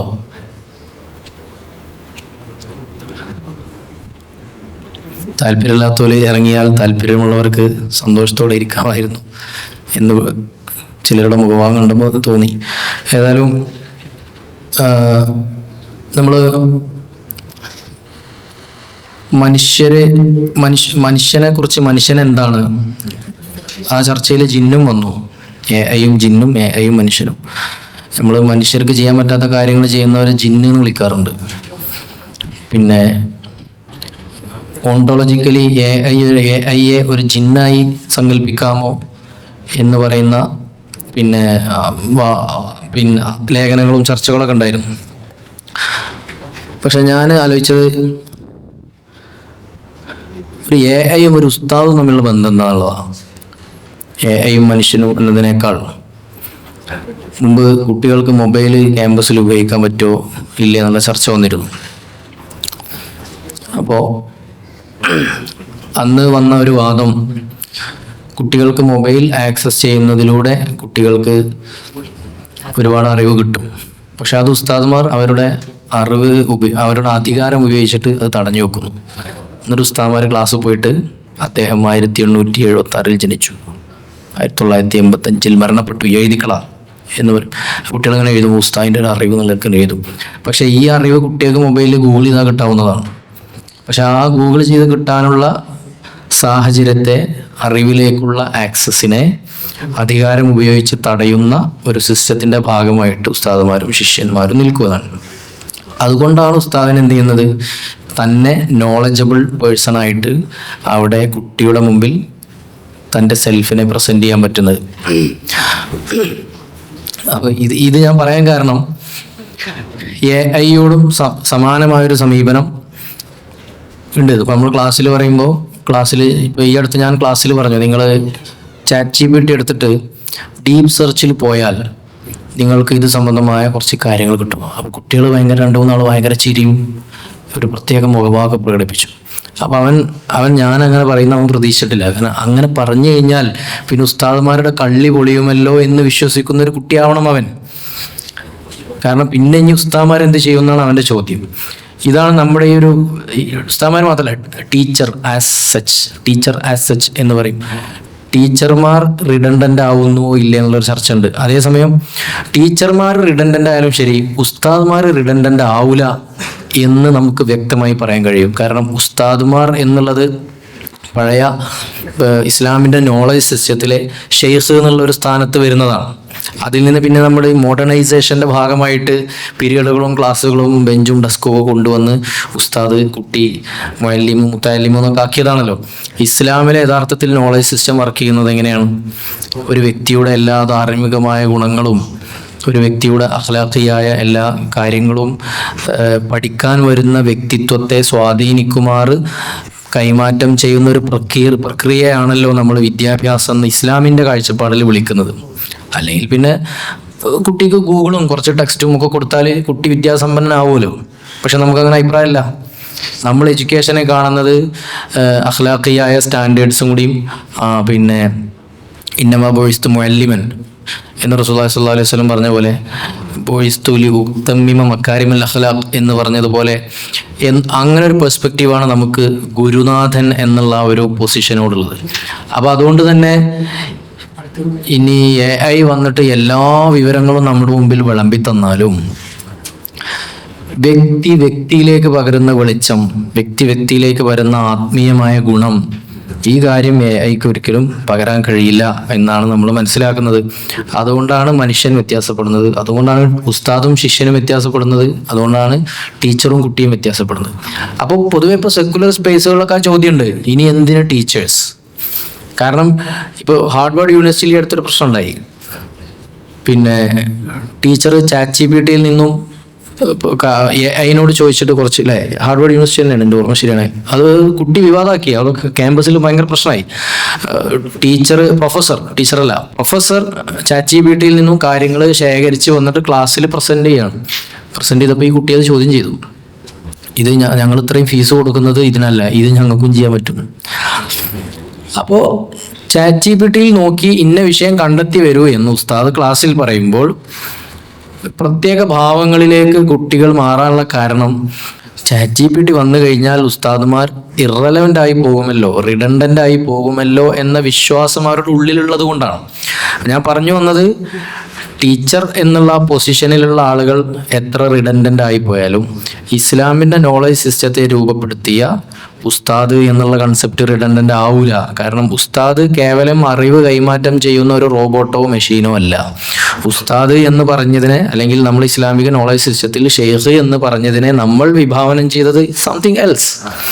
അത് ആത്മീയമായ ഗുണങ്ങളും ധാർമ്മികമായ മൂല്യങ്ങളും കൈമാറ്റം ചെയ്യുന്ന ഒരു പൊസിഷനെയാണ് നമ്മൾ അങ്ങനെ ഷെയ്ഖ് എന്നൊക്കെ വിളിക്കുന്നത്. അതേപോലെ തന്നെ ഇപ്പോൾ മുഫ്തി എന്നുള്ള വാക്ക്, അതൊക്കെ നമ്മുടെ നോളജ് സിസ്റ്റത്തിലെയും നമ്മുടെ വ്യവഹാരത്തിനും അകത്തുള്ള വാക്കുകളോട് AI എങ്ങനെ കണക്റ്റ് ആവുന്നു നമ്മൾ മനസ്സിലാക്കാനുള്ളൊരു ശ്രമമാണ് നടത്തുന്നത്. ഇപ്പോൾ ഒരു മുഫ്തി വന്നിട്ട് ഒരു മുഫ്തിയോട് ഒരു കാര്യം ചോദിക്കുകയാണ്. അപ്പോൾ മുസ്തഫ്തിയുടെ ശരീരഭാഷയിൽ നിന്നും മുഫ്തിക്ക് കിട്ടേണ്ട ഒരു സംഭവമുണ്ട്. ഇയാൾ വല്ലാത്തൊരു ബുദ്ധിമുട്ടിയ അവസ്ഥയിലാണുള്ളത്. ഇയാളൊരു പ്രത്യേക വാചകം ഉച്ചരിച്ചു, തലാഖ് ആയോ അല്ലേ എന്നുള്ള ഇയാൾക്ക് വല്ലാത്ത കൺഫ്യൂഷൻ. അപ്പോൾ ഈ തലാഖ്, തൻ്റെ ഭാര്യയെ തലാഖ് ആവുന്നതിലൂടെ നഷ്ടപ്പെട്ടു കഴിഞ്ഞാൽ ഇയാൾ അനുഭവിക്കുന്ന സകലമാന വേദനകളും അയാളുടെ മുഖത്ത് നോക്കിയിട്ട് ആ മുഫ്തി മനസ്സിലാക്കുകയും എന്നിട്ട് മുഫ്തി അള്ളാഹുവിൻ്റെ ശാരീനെതിരാവാത്ത പിന്നെ എന്തെങ്കിലും ഒരു ലീഗൽ ഓപ്ഷൻ അയാൾക്ക് കൊടുത്തുകൊണ്ട് അയാളെ രക്ഷപ്പെടുത്തുകയും ചെയ്യാനുള്ള ഒരു മാർഗം, ആ ഒരു സംഭവം ഈ മുഫ്തിയുടെ മനസ്സിലുണ്ടാവുകയും ആ എമ്പതി വർക്ക് ചെയ്യുന്നതിലൂടെ ചിലപ്പോൾ അയാൾ രക്ഷപ്പെടുകയും ചെയ്യും. ഈ എമ്പതി എന്നുള്ള കാര്യം നമുക്കൊരിക്കലും അതിൻ്റെ അടുത്ത് നിന്ന് പ്രതീക്ഷിക്കാൻ കഴിയില്ല. മാത്രമല്ല പ്രിസിഷനാണ് ഉണ്ടാവുക, ആംബിഗിറ്റി ഉണ്ടാവില്ല, അവ്യക്തതകൾ ഉണ്ടാവില്ല. നേരത്തെ ഉദ്യോഗസ്ഥൻ്റെ അടുത്ത് പോയ ആളെ കുറിച്ച് പറഞ്ഞതുപോലെ, അല്ലെങ്കിൽ റേഷൻ കടയിൽ പോയിട്ട് ബയോമെട്രിക് ഡാറ്റ നഷ്ടപ്പെട്ട ആളുകളെ കുറിച്ച് പറഞ്ഞതുപോലെ, ഡാറ്റ പ്രിസിഷൻ മാത്രമേ ഉണ്ടാവുള്ളൂ. അതിൻ്റെ ഇടയിൽ ഈ ആംബിഗിറ്റി ഈ സിസ്റ്റത്തിന് സഹിക്കാൻ കഴിയില്ല. AI സിസ്റ്റത്തിന് സഹിക്കാൻ കഴിയില്ലല്ലോ, അതിനകത്ത് അതില്ല, പ്രിസിഷൻ മാത്രമല്ലേ ഉള്ളൂ. ഇപ്പം നിലവിൽ ഹാലൂസിനേഷൻ ഉണ്ട്. ഹാലൂസിനേഷൻ എന്ന് പറഞ്ഞാൽ നിങ്ങൾക്ക് അറിയും, ChatGPT ഒരു സാധനം കൊടുക്കുമ്പോൾ നമ്മൾ പറയും ഡു നോട്ട് ഹാലൂസിനേറ്റ് എന്ന് പറഞ്ഞാൽ തെറ്റ് വരുത്തരുത് എന്നാണ്. പക്ഷെ അതും ഇനി വൈകാതെ അപാരമായ പ്രിസിഷന് വഴിമാറി കഴിയുമ്പോൾ ഈ എമ്പതി, സിമ്പതി പോലുള്ള കാര്യങ്ങൾ ഇല്ലാതാവുന്നതിൻ്റെ ഒരു പ്രശ്നം കാണാം. അപ്പോൾ ഞാൻ പറഞ്ഞു വരുന്നത്, ഷേഖുമാരാകുന്നത്, ഉസ്താദുമാരാകുന്നത് എത്രത്തോളം ഈ റിഡൻഡൻസിയെ അവർ പ്രതിരോധിക്കാനുള്ള എൻഡ്യൂറൻസ് അവർ നേടിയെടുക്കുന്നു എന്നുള്ളതിനനുസരിച്ചാണ്. അപ്പോൾ കയ്യിലുള്ള വിജ്ഞാനങ്ങൾ എൻ്റെ കയ്യിലുണ്ട് എന്ന് ഞാൻ കരുതുന്ന വിജ്ഞാനങ്ങൾ മുഴുവൻ എൻ്റെ വിദ്യാർത്ഥിയുടെ കയ്യിലുണ്ടെങ്കിൽ പോലും ഞാൻ പ്രസക്തനാണ്, ഞാൻ ഇപ്പോഴും റിഡൻഡൻസി നേടിയിട്ടില്ല, ഞാൻ റെലവൻ്റ് തന്നെയാണ്, ഞാൻ പ്രസക്തൻ തന്നെയാണ് എന്നൊരു ഉസ്താദിന് സ്ഥാപിക്കാൻ പറ്റുന്നത് എപ്പോഴാണ്? അത് നമ്മുടെ തർബിയത്ത് എന്നുള്ളൊരു കൺസെപ്റ്റിലൊക്കെ ഉള്ള ആ ഒരു ഉസ്താദിൻ്റെ പൊസിഷനാലിറ്റിയെ നമ്മൾ എസ്റ്റാബ്ലിഷ് ചെയ്യുമ്പോഴാണ്. അപ്പോൾ ശിഷ്യന് മുന്നോട്ട് പോകാൻ, അല്ലെങ്കിൽ ഇസ്ലാമിൻ നോളജ് സിസ്റ്റത്തിലെ ഒരു യഥാർത്ഥ നോളജ് ഒരു വിദ്യാർത്ഥി നേടാൻ ഒരു ഷെയ്ഖ് അനിവാര്യമാണ് എന്നുള്ളൊരു കൺസെപ്റ്റിലേക്ക് നമ്മൾ എത്തിക്കഴിയുമ്പോൾ നമുക്ക് കൃത്യമായിട്ട് അതിനെ ആ റിഡൻഡൻസി AI ഒരിക്കലും റിഡൻഡൻ്റ് ആക്കുന്നില്ല, അപ്രസക്തരാക്കുന്നില്ല നമ്മുടെ ഷെയ്ഖ് എന്ന കാറ്റഗറിയെ നമുക്ക് കൃത്യമായിട്ട് മനസ്സിലാവും. ഇനി മുഫ്തിയിലേക്ക് വന്നാലും, മുഫ്തിയുടെ അതോറിറ്റിയുമായി ബന്ധപ്പെട്ട് സംസാരിക്കുമ്പോൾ മുഫ്തിയുടെ ഈ ഒരു എമ്പതി, മുഫ്തിക്ക് ആ വാക്യവും നസ്സും അനലൈസ് ചെയ്യുന്ന സമയത്ത് മുസ്തഫ്തിയുടെ വിചാരങ്ങളെ മനസ്സിലാക്കാനുള്ള ശേഷിയും, അതുപോലെ അതിലൂടെ മുഫ്തിയുടെ മനസ്സിൽ വരുന്ന എമ്പതിയും അതിനെ റീപ്ലേസ് ചെയ്യാൻ ഒരിക്കലും AIക്ക് കഴിയില്ല എന്നുള്ളതാണ്. അപ്പോൾ മുഫ്തിയുടെ അതോറിറ്റി സ്ഥാപിതമാകുന്നത് അറിവിൻ്റെ തവഹറും തഫന്നുനും തഅമ്മുഖും മാത്രം അടിസ്ഥാനപ്പെടുത്തിയിട്ടല്ല, ഈ ഒരു മുസ്തഫ്തിയോട് ആരോടാണ് സംസാരിക്കുന്നത് എന്നറിഞ്ഞ് സംസാരിക്കാനുള്ള ശേഷി വരുമ്പോൾ മാത്രമാണ്. അതിന് അയാളുടെ ബോഡി ലാംഗ്വേജും അയാൾ സ്ഥിതി ചെയ്യുന്ന സാഹചര്യങ്ങളൊക്കെ അനിവാര്യമാണ്. അതിന് പ്രിസിഷൻ മാത്രം മതിയാവില്ല, അതിനകത്ത് ഇമോഷൻ, എമ്പതി ഒക്കെ വർക്ക് ചെയ്യേണ്ടി വരും എന്നാണ് നമ്മൾ മനസ്സിലാക്കുന്നത്. അപ്പോൾ നമുക്ക് മനുഷ്യനെ ജിന്നാക്കി പ്രൊമോട്ട് ചെയ്യാൻ പറ്റും ആ ഒരു സെൻസിൽ, അല്ലെങ്കിൽ ജിന്നല്ല എന്തെന്ന് പറയാൻ പറ്റും, AI ജിന്നല്ല എന്ന് പറയാൻ പറ്റും. ഞാൻ ഫിഗറേറ്റീവ് സെൻസിലാണ് പറയുന്നത്, അല്ല ഓണ്ടോളജിക്കലായിട്ടല്ല. പക്ഷെ ഓണ്ടോളജിക്കലി ജിന്നാണോ എന്നുള്ള ചർച്ച നടന്നു, അത് വേറൊരു വിഷയം. ജിന്നാണോ എന്നല്ല, ജിന്ന് എന്ന കാറ്റഗറിയിലേക്ക് ഇതിനെ തള്ളിവിടാൻ പറ്റുമോ? കാരണം ഇത് എന്താന്നുള്ളത് ഒരു അത്രമേൽ അപാരമായ കഴിവ് ഇത് പ്രകടിപ്പിക്കുന്നത് കൊണ്ട് തന്നെ ജൂതായുസത്തിൽ ഗൊലെം എന്ന് പറഞ്ഞൊരു കൺസെപ്റ്റും അതൊക്കെ വെച്ചിട്ടുള്ളൊരു ലേഖനം വന്നിരുന്നു. അപ്പോൾ വഹി കയ്യിലുള്ള ആളുകളെ സംബന്ധിച്ചിടത്തോളം, വഹിയായ മാരിഫുൽ വഹി, റിവീൽഡ് നോളജ് കയ്യിലുള്ള ആളുകളെ സംബന്ധിച്ചിടത്തോളം അവർക്ക് ഇതിനൊക്കെ എക്സ്പ്ലെയിൻ ചെയ്യാനും മനസ്സിലാക്കാനും പ്രോസസ്സ് ചെയ്യാനും പറ്റുന്ന വിവിധ തരം കാറ്റഗറികൾ അവരുടെ കയ്യിലുണ്ട്. ഒന്ന് മനുഷ്യനുണ്ട്, ജിന്നുണ്ട്. ഇപ്പോഴും ഇപ്പോൾ അമേരിക്കൻ്റെ US യുദ്ധവകുപ്പ് ഏലിയൻസിനെ കുറച്ച് ഡാറ്റ പുറത്തുവിട്ടു എന്ന് പറഞ്ഞിട്ട് ട്രംപ് പുറത്ത് വിടുക എന്ന് പറഞ്ഞിട്ട് പ്രസ്ഥാനമൊക്കെ വന്നിരുന്നു, പുറത്ത് വിട്ടു എന്ന് പറഞ്ഞിട്ടൊരു ന്യൂസ് വന്നിരുന്നു. UFO അൺഐഡൻറ്റിഫൈഡ് ഒബ്ജക്റ്റുകളെ കുറിച്ചുള്ള സാധനങ്ങളൊക്കെ വന്നിരുന്നു. അപ്പോൾ ഈ ആള് ഇപ്പം നമ്മളെ സംബന്ധിച്ചിടത്തോളം ഏലിയൻസ് പറഞ്ഞാൽ മാക്സിമം ജിന്നായിരിക്കും എന്ന് നമുക്കൊരു ക്ലാരിറ്റി ഉണ്ട്, നമ്മൾ അതിൻ്റെ മുമ്പിൽ പകച്ചു പോകുന്നില്ല. നേരെ മറിച്ച് ഇത് സംബന്ധമായ മാരിഫിൽ വഹി ഇല്ലാത്ത ഒരുപാട് സമുദായങ്ങൾ ഇവിടെ ഉണ്ട്. അവർ സത്യത്തിൽ അവർക്ക് വളരെ എപ്പിസ്റ്റമിക് പ്രതിസന്ധിയാണത്. ഇതെന്താണ് ഈ ഏലിയൻസ്? വല്ലാത്തൊരു പ്രതിസന്ധിയാണ്. നമ്മളെ സംബന്ധിച്ചിടത്തോളം ഇതിനൊക്കെ ആവശ്യത്തിന് യൂസ് ചെയ്യാൻ പറ്റുന്ന കാറ്റഗറികൾ നമ്മുടെ കയ്യിലുണ്ടായതുകൊണ്ട് നമ്മൾ ആ വിഷയത്തിൽ വളരെ കോൺഫിഡൻ്റ് ആണ് എന്നുള്ളതാണ്. അപ്പോൾ ഒരു പക്ഷേ ഒരുപാട് കാര്യങ്ങൾ റീകോൺഫിഗർ ചെയ്തേക്കാം, പക്ഷെ അപ്പോഴും നഷ്ടപ്പെടാത്തതായിട്ട് നമ്മളിപ്പോൾ ഈ പറഞ്ഞ കുറച്ച് കാര്യങ്ങളൊക്കെ അവിടെ ഉണ്ടാവും എന്ന് നമുക്ക് പ്രതീക്ഷിക്കാം. എന്തായാലും ഖിയാമത്ത് നാൾ വരുമ്പോൾ ഇലാ റബ്ബിഹിം യൻസിലൂൻ, അവരുടെ അജ്ദാസുകളിൽ നിന്ന് എണീറ്റ്, ഖബറുകളിൽ നിന്ന് എണീറ്റ് അള്ളാഹുവിലേക്ക് പോകുന്ന ഒരു മനുഷ്യവർഗം ഇവിടെ ഉണ്ടാവും എന്ന് തന്നെയാണ് നമ്മൾ മനസ്സിലാക്കുന്നത്. യുവാൽ ഹരാരിയുടെ തിയറി പ്രകാരം മനുഷ്യനെ റീപ്ലേസ് ചെയ്യുന്നതാണ് AI. AIകൾ സ്ട്രോങ് എ ഐകൾ മനുഷ്യനെ റീപ്ലേസ് ചെയ്യും. ഹ്യൂമൺ എ ഐകൾ, മനുഷ്യനോട് കൂടുതൽ സാമ്യതയുള്ള എ ഐകൾ വന്നിട്ട് പിന്നെ മനുഷ്യനെ റീപ്ലേസ് ചെയ്യും. പരിണാമത്തിൻ്റെ ഒരു ഘട്ടമായിട്ടാണ് അദ്ദേഹം അതിനെ കാണുന്നത്. പക്ഷെ നമുക്ക് അത്ര റാഡിക്കലായിട്ട് കാണേണ്ട ആവശ്യമില്ല. അങ്ങനെ ഒരു പ്രതിസന്ധി നമുക്കില്ല, എന്നാലല്ലേ അത്ര റാഡിക്കലാവേണ്ട ആവശ്യമുള്ളൂ. നമുക്ക് കൃത്യമായിട്ട് നമ്മുടെ ലൈഫ് വേൾഡുമായിട്ട് ഇൻ്റഗ്രേറ്റ് ചെയ്തു പോകാവുന്നതാണ് എന്നാണ് ഞാൻ ആ വിഷയത്തിൽ മനസ്സിലാക്കുന്നത്. നമുക്ക് ഇന്ററാക്ഷനിലേക്ക് പോകണം എന്ന് ചെറിയ ആഡ് ചെയ്ത് പറയാണ്. അപ്പം നമ്മൾ ഉസ്താദ് പറഞ്ഞു, നമ്മൾ എന്തുകൊണ്ടാണ് ഇപ്പോൾ ഒരു അധ്യാപക ശിഷ്യവും ഗുരുവും ബന്ധങ്ങൾ, അപ്പം അതിൽ ഉസ്താദ് പറഞ്ഞ പോലെ പുറത്തുള്ള ടീച്ചേഴ്സിനൊക്കെ ഭയങ്കര ഒരു പ്രതിസന്ധിയാണിത്. കാരണം ടെക്സ്റ്റ് ഉണ്ടെങ്കിൽ അല്ലെങ്കിൽ നല്ല AI ഇപ്പം ആനിമേഷൻസ്, നല്ല വീഡിയോസ് കിട്ടും, വളരെ ക്ലാരിറ്റിയിൽ കിട്ടും. ഒരു ഉദാഹരണം പറഞ്ഞാൽ, ഇപ്പോൾ എൻ്റെ പെങ്ങൾ നീറ്റ് എക്സാമിന് പ്രിപ്പയർ ചെയ്യുന്ന വ്യക്തിയാണ്. അപ്പോൾ അവള് എക്സാമിന് അവിടുന്ന് കൊടുക്കുന്ന ടെക്സ്റ്റുകൾ ഉണ്ടാവും. അപ്പം അതിൽ നോക്കിയാൽ, അതിൽ ആൻസർ നോക്കിയാൽ കൃത്യമല്ല സാധനം നമ്മൾ AI ഇട്ട് നോക്കിയാൽ നേരെ ഇമേജ് ചെയ്താലും ധരിക്കും വളരെ കൃത്യമായിട്ട് കിട്ടും. അപ്പോൾ അവിടെ നിന്നൊക്കെ വളരെ എളുപ്പമായിട്ട് നമുക്ക് തന്നെ എല്ലാവർക്കും ഫീൽ ചെയ്യുന്ന സാധനമാണ്, നമുക്ക് എന്ത് കാര്യങ്ങളും പഠിക്കും ചെയ്യാം. പക്ഷേ ഇസ്ലാമിൻ്റെ ഒരു പ്രധാന വ്യത്യാസം എന്നുള്ളത്, നമ്മൾ പറഞ്ഞ പോലെ സാക്രഡ് ആയ ഒരു സാധനമായിട്ടാണ് നമ്മൾ അറിവിനെ കാണുന്നത്. നബിതങ്ങളുടെ ഒരു വഹി മുഖേന കിട്ടുന്ന ഒരു സാധനമായിട്ടാണ് അറിവിനെ നമ്മൾ കാണുന്നത്. അപ്പോൾ പ്രത്യേകിച്ചും ഇപ്പോൾ ഇസ്ലാം സ്റ്റഡീസിനൊക്കെ പറയുകയാണെങ്കിൽ ഇസ്നാദ് എന്നുള്ളത്, സനദ് എന്നുള്ളത് വളരെ ഇമ്പോർട്ടൻ്റ് ആണ്.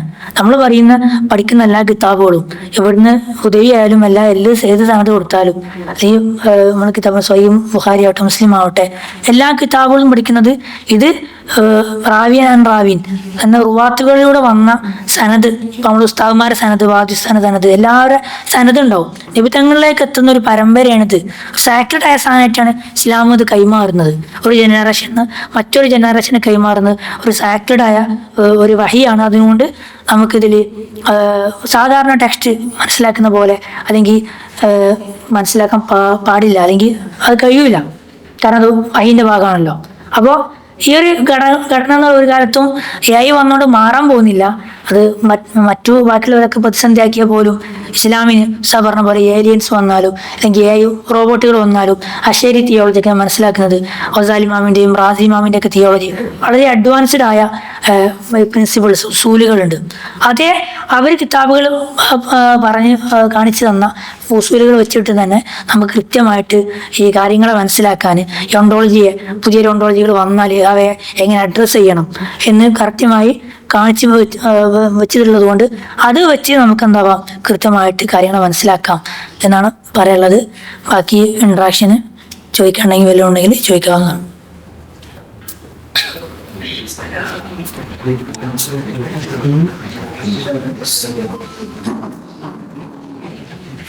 അസ്സലാമു അലൈക്കും വറഹ്മത്തുള്ളാഹി തആല വബറകാതുഹു. അപ്പോൾ എൻ്റെ ചോദ്യം ഇതാണ്, നമ്മളെ ചർച്ച തന്നെ AI വന്നാൽ നമ്മുടെ തിയോളജിയിൽ വരുന്ന മാറ്റങ്ങൾ, അല്ലെങ്കിൽ ആ ഒരു കാലഘട്ടത്തെ ആ ഒരു സംഭവത്തെ നമ്മൾ ഏത് രീതിയിൽ നേരിടണം എന്നുള്ളതാണ്. അപ്പോൾ ഈ ഒരു AI എന്തിനാണ് ഈ രീതിയിൽ സങ്കീർണമായിട്ട് നമ്മൾ ഒരു പേടിയോടെ എന്തെങ്കിലും ഒരു സാധനം വരുമ്പോഴത്തേനും അതിനെ ഒരു സങ്കീർണമായ രീതിയിൽ കാണേണ്ടത്?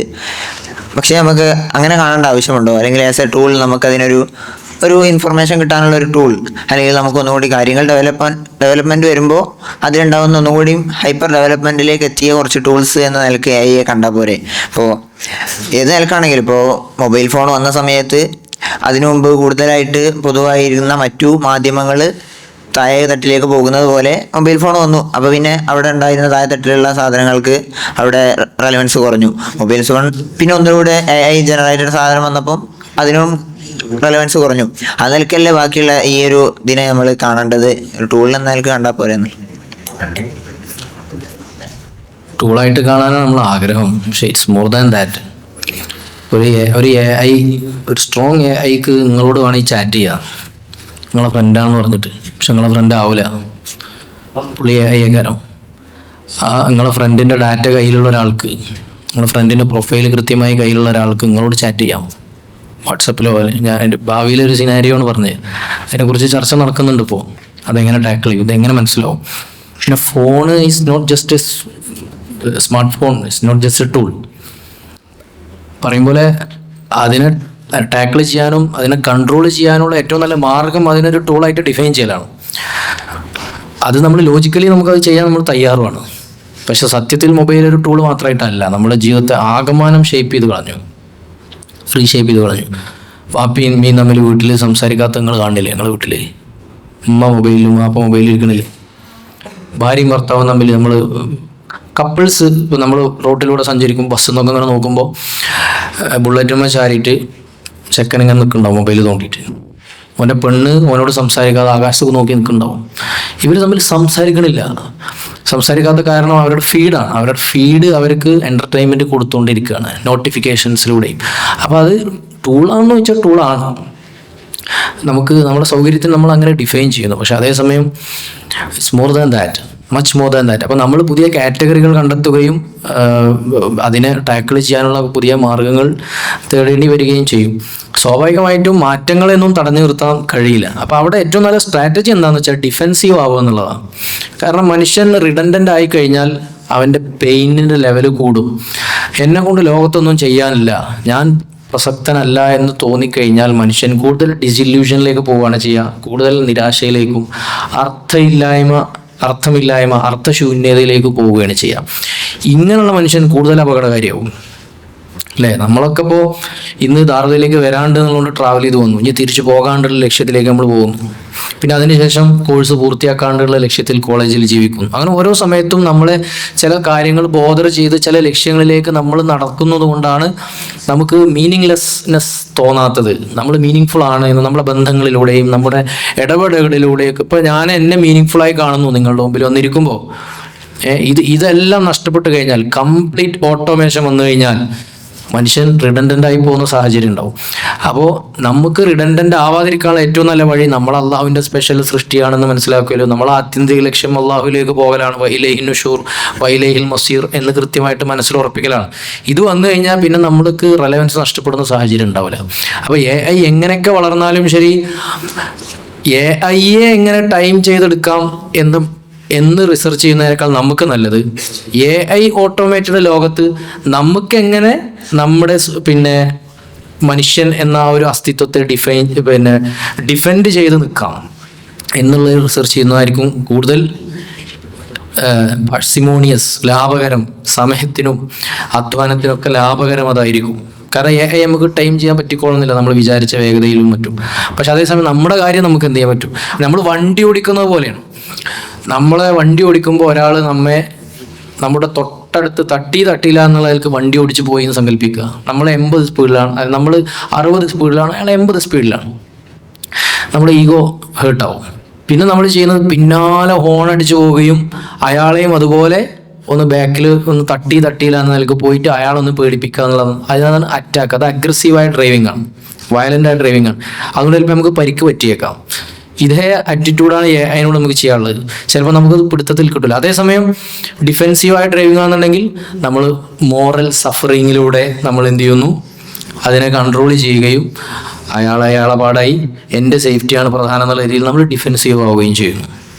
അപ്പോൾ മോറൽ സഫറിങ് എന്നുള്ളത് ഇപ്പോൾ ChatGPT എന്നോട് പറഞ്ഞ കാര്യമാണ് ഇന്ന് രാവിലെ. മനുഷ്യനും AI തമ്മിൽ എങ്ങനെ വ്യത്യാസപ്പെടുന്നു ഞാൻ ചുമ്മാ ചോദിച്ചതാണ്. അപ്പം ഈ സഫറിങ്ങുമായി ബന്ധപ്പെട്ട് ഞാൻ കുറേ മൂപ്പരോട് സംസാരിക്കാറുണ്ട്. അതുകൊണ്ടാണ് പുള്ളി പറയാൻ കാരണം, അതും ശ്രദ്ധിക്കണം. സഫറിങ്ങുമായി ബന്ധപ്പെട്ട് ഞാൻ ഇടയ്ക്ക് അദ്ദേഹത്തോട് സംസാരിക്കാറുണ്ട്. അതുകൊണ്ട് തന്നെ മനുഷ്യനും AI തമ്മിൽ എങ്ങനെ വ്യത്യാസപ്പെടുന്നു എന്നുള്ളതിൻ്റെ ദീർഘമായ ചർച്ച നടത്തുമ്പോൾ പുള്ളി എന്നോട് പറഞ്ഞത്, പല കാര്യങ്ങൾ പറഞ്ഞ കൂട്ടത്തിൽ ഒന്നെന്താണ്, നിങ്ങൾ ചോദിച്ചാൽ ഇത് ആൻസർ തരണമെന്നില്ല, നിങ്ങൾക്ക് അനുസരിച്ചുള്ള ആൻസർ അദ്ദേഹം തരും. അപ്പോൾ മോറൽ സഫറിങ്ങിലൂടെ ഇപ്പോൾ ഒരാൾ നമ്മൾ ദേഷ്യം പിടിപ്പിച്ചാൽ, പ്രകോപിപ്പിച്ചാൽ നമ്മൾ മോറൽ സഫറിങ് സ്വീകരിക്കുന്നു. അത് പടച്ചോ എനിക്ക് വെച്ച ഒരു പ്രയാസമാണെന്ന് കരുതി ഞാനത് സഹിക്കാം.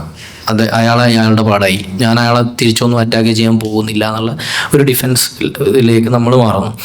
അപ്പോൾ മുമ്പൊക്കെ മനുഷ്യൻ എന്ന് പറഞ്ഞാൽ എന്തായിരുന്നു? റാഷണാലിറ്റിയും ഇൻ്റലിജൻസും റീസണിങ്ങും ഉള്ള ജീവിയായിരുന്നു. ഹൈവാനകത്തിട്ട് എന്നൊക്കെ പറയും. ഇന്ന് അത് പോയി, അത് 3 AI എടുത്തിട്ടുണ്ട്. അപ്പം ഇനി മനുഷ്യൻ എന്ന് പറഞ്ഞാൽ എന്താ? നമ്മൾ ഡെഫിനേഷൻ ഒന്നും കൂടി വികസിപ്പിക്കേണ്ടി വരും. ഡെഫിനേഷൻ നമ്മൾ അട്ടിമറിക്കേണ്ട ആവശ്യമില്ല, പക്ഷെ വികസിപ്പിക്കേണ്ടി വരും. ഇൻറ്റൻഷനാലിറ്റി അത് മനുഷ്യർക്ക് ഉള്ളൂ. വോലീഷൻ, നേരത്തെ പറഞ്ഞ പോലെ വോലീഷൻ, ഇൻറ്റൻഷനാലിറ്റി നമുക്കറിയുന്ന കാര്യം. അത് നമ്മൾ ഹവാസുൽ ഹംസനിലൂടെ നിരീക്ഷിക്കുമ്പോൾ പ്രകൃതി, നമ്മുടെ തബുലാ റസ എന്ന് പറയും, നമ്മുടെ ഹൃദയം ഒരു വെള്ള പേപ്പർ പോലെയാണ്. അങ്ങനെയാണ് ഫിലോസഫിയിൽ അതിനെ പറയുന്നത്. വെള്ള പേപ്പർ പ്രതലം പോലെയാണ്. നമ്മുടെ അനുഭവങ്ങൾ അതിലേക്ക് അറിവിനെ നിറക്കുന്നു എന്നുള്ളതാണ്. പക്ഷേ ഇസ്ലാമിക വീക്ഷണപ്രകാരം ഫിലോസഫിയിൽ തന്നെയുള്ള മറ്റൊരു അതിൻ്റെ ഒരു വീക്ഷണം ഇൻറ്റൻഷനാലിറ്റി. ഓരോ മനുഷ്യനും അവൻ്റെ ഉള്ളിൽ, ഫിനോമിനോളജിയിലൊക്കെ പറയുന്ന ഒരു വാക്കാണ് ഇൻറ്റൻഷനാലിറ്റി. സ്വയമായിട്ട് ഉദ്ദേശങ്ങൾ മനുഷ്യരുടെ ഉള്ളിലുണ്ട് എന്നുള്ളതാണ്. മറ്റുള്ളതിൻ്റെ സ്വാധീനം മൂലം അവനൊരു കാര്യം ചെയ്യുന്നു എന്നല്ല, സ്വന്തമായ ഉദ്ദേശങ്ങളുള്ളൊരു ജീവിയാണ് മനുഷ്യൻ എന്നുള്ള രീതിയിലാണ് അതിനെക്കുറിച്ച് പറയുന്നത്. അപ്പോൾ മോറൽ സഫറിങ് മനുഷ്യർ അതിനോട് വ്യത്യാസപ്പെടുന്ന ഒരു രീതിയാണ്. ഇൻറ്റൻഷനാലിറ്റി മറ്റൊരു രീതിയാണ്. അതുപോലെ പിന്നെ കോവിനൻ്റ് മറ്റൊരു വ്യത്യാസമാണ്. പടച്ചവൻ്റെ അടുത്ത് നമ്മൾ അമാനത്ത് സ്വീകരിച്ചു എന്നുള്ള വ്യത്യാസം. അങ്ങനെ വ്യത്യാസങ്ങൾ നമുക്ക് കാണാവുന്നതാണ്.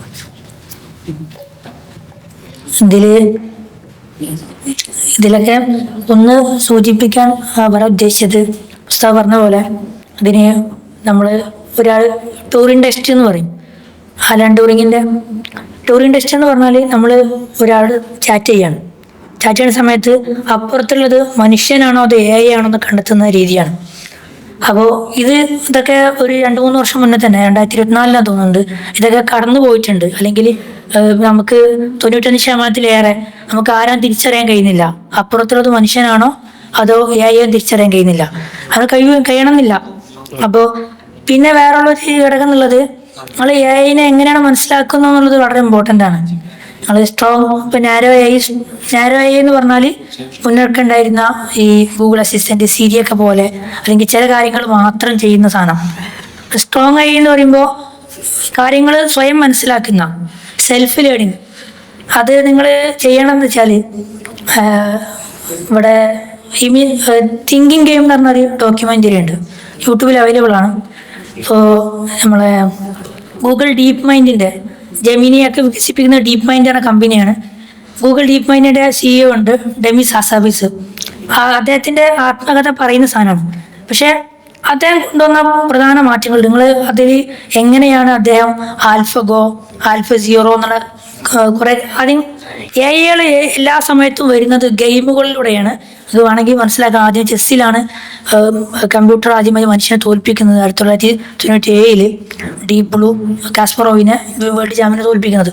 അതിന് ശേഷവും പിന്നെ ഈ ഡീപ്പ് മൈൻഡിലൊക്കെ ഈ യാസാബിസൊക്കെ പ്രധാനമായി ചെയ്യുന്നത് ചെസ് AlphaZero എന്ന് പറഞ്ഞ് ആദ്യം ചെസ്സിൽ ഏറ്റവും ടോപ്പ് സാധനം കൊണ്ടുവന്നു.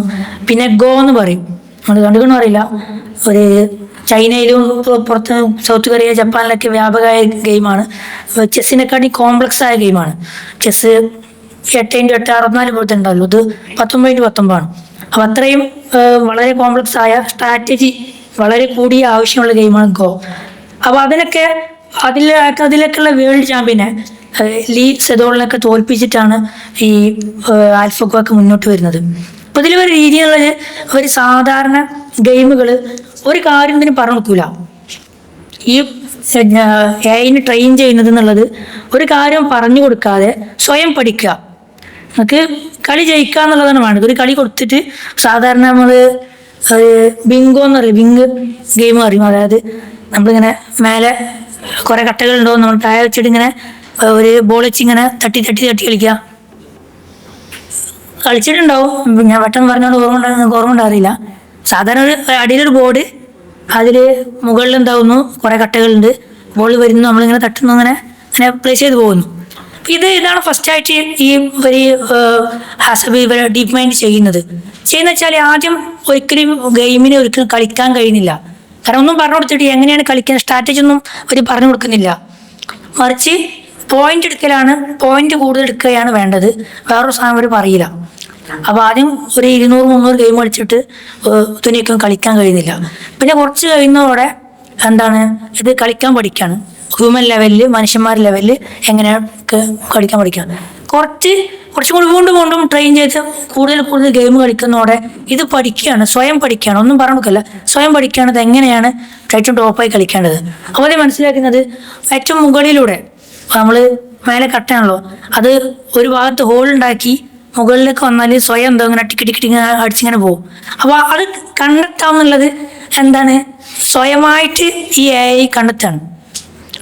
അതിൽ ഞാൻ പറയുന്നത് തിങ്കിങ് ഗെയിം അത് ഡോക്യുമെൻ്ററി കണ്ട 1.5 മണിക്കൂറുള്ളൂ.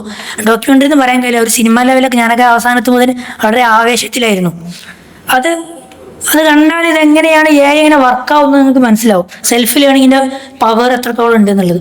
അവർ പിന്നെ നിലവിൽ ഒരു പ്രധാനപ്പെട്ട കാര്യം എന്നുള്ളത് 2024 നോബൽ പ്രൈസ്, കെമിസ്ട്രിയിൽ നോബൽ പ്രൈസ് കിട്ടുന്നത് ഡീപ് മൈൻഡിലെ CEO ആയ അസാബിസിനാണ്.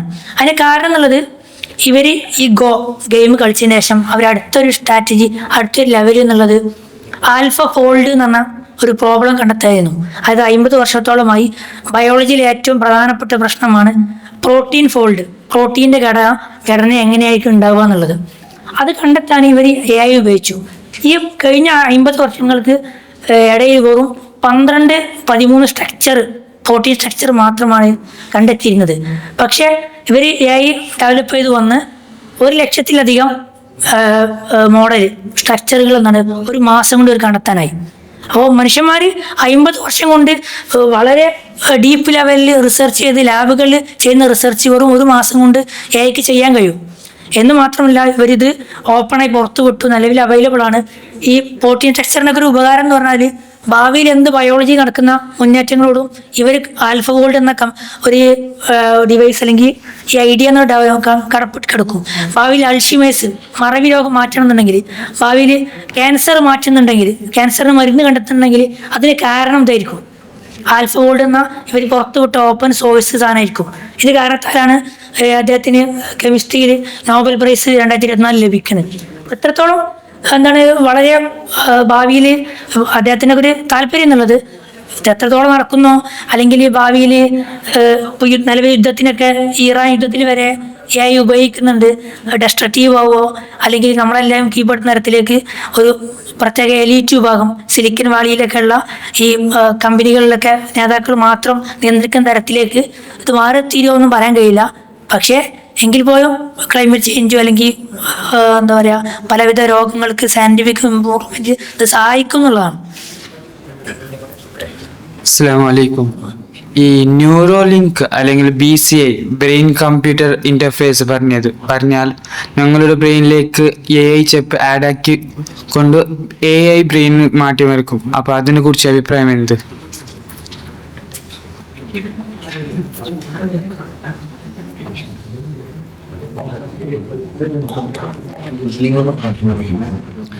ഈ സൈബോർഗുകൾ നിലവിൽ ജീവിച്ചിരിക്കുന്നുണ്ട്. ഈ യന്ത്രമനുഷ്യൻ എന്ന് കൃത്യമായി പറയാൻ പറ്റിയതാണ് സൈബോർഗ്. ആക്സിഡന്റിൽ കൈ നഷ്ടപ്പെട്ട ഒരു വ്യക്തി, അവര് യന്ത്രക്കൈയാണ് അവർക്കുള്ളത്. അവർക്കത് യൂസ് ചെയ്യാൻ ബട്ടൺസ് ഒന്നും യൂസ് ചെയ്യണ്ട. തലച്ചോറിൻ്റെ തലച്ചോറിലെ സാധാരണ പോലെ നമ്മുടെ ഇടത് കൈ പൊക്കാൻ എന്താണോ സാധാരണ അവയവങ്ങൾ ചലിപ്പിക്കാൻ മനസ്സിൽ തോന്നലാണ്, മനസ്സിൽ വിചാരിക്കലാണല്ലോ. ഇതേ വിചാരം വിചാരിച്ചാൽ അദ്ദേഹത്തിൻ്റെ യന്ത്രക്കൈ പ്രവർത്തിക്കും.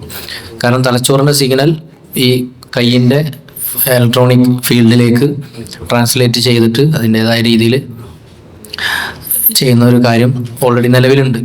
അപ്പം അതിലേക്കാണ് ഇപ്പം ഈ ന്യൂറാലിങ്ക് വരുന്നത്. അപ്പോൾ അത് വന്നാൽ അത് സൈബോർഗ് ആയിരിക്കും, പൂർണ്ണമായിട്ടും മനുഷ്യനാവില്ല എന്നാണ് അടിസ്ഥാനപരമായിട്ട് നമുക്ക് ആ വിഷയത്തിൽ പറയാനുണ്ടാവുള്ളൂ. അല്ലെങ്കിൽ പിന്നെ എംപവേർഡ് മനുഷ്യൻ എന്ന് പറയാം.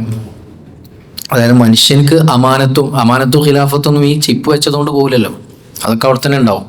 പക്ഷെ അതിൻ്റെ ഒരു എക്സ്റ്റൻഷൻ, അപ്പോൾ എക്സ്റ്റൻഷൻ അവർ സാധാരണ പോലെ എക്സ്റ്റേണൽ അവയവങ്ങളെ മനുഷ്യരെ എങ്ങനെ യൂസ് ചെയ്യുന്നോ അതേ നിയമം ഇന്റേണൽ അവയവങ്ങൾ യൂസ് ചെയ്യുന്നിടത്തും വരും. ഇപ്പോൾ മൊബൈൽ ഞാൻ ഉപയോഗിക്കുന്നത് എൻ്റെ മോറൽ ഗൈഡൻസ് ഉപയോഗിച്ചിട്ടാണല്ലോ നമ്മളൊക്കെ ഉപയോഗിക്കുന്നത്. ഇതൊരു എക്സ്റ്റേണൽ ഹാർഡ്വെയർ ആണ്.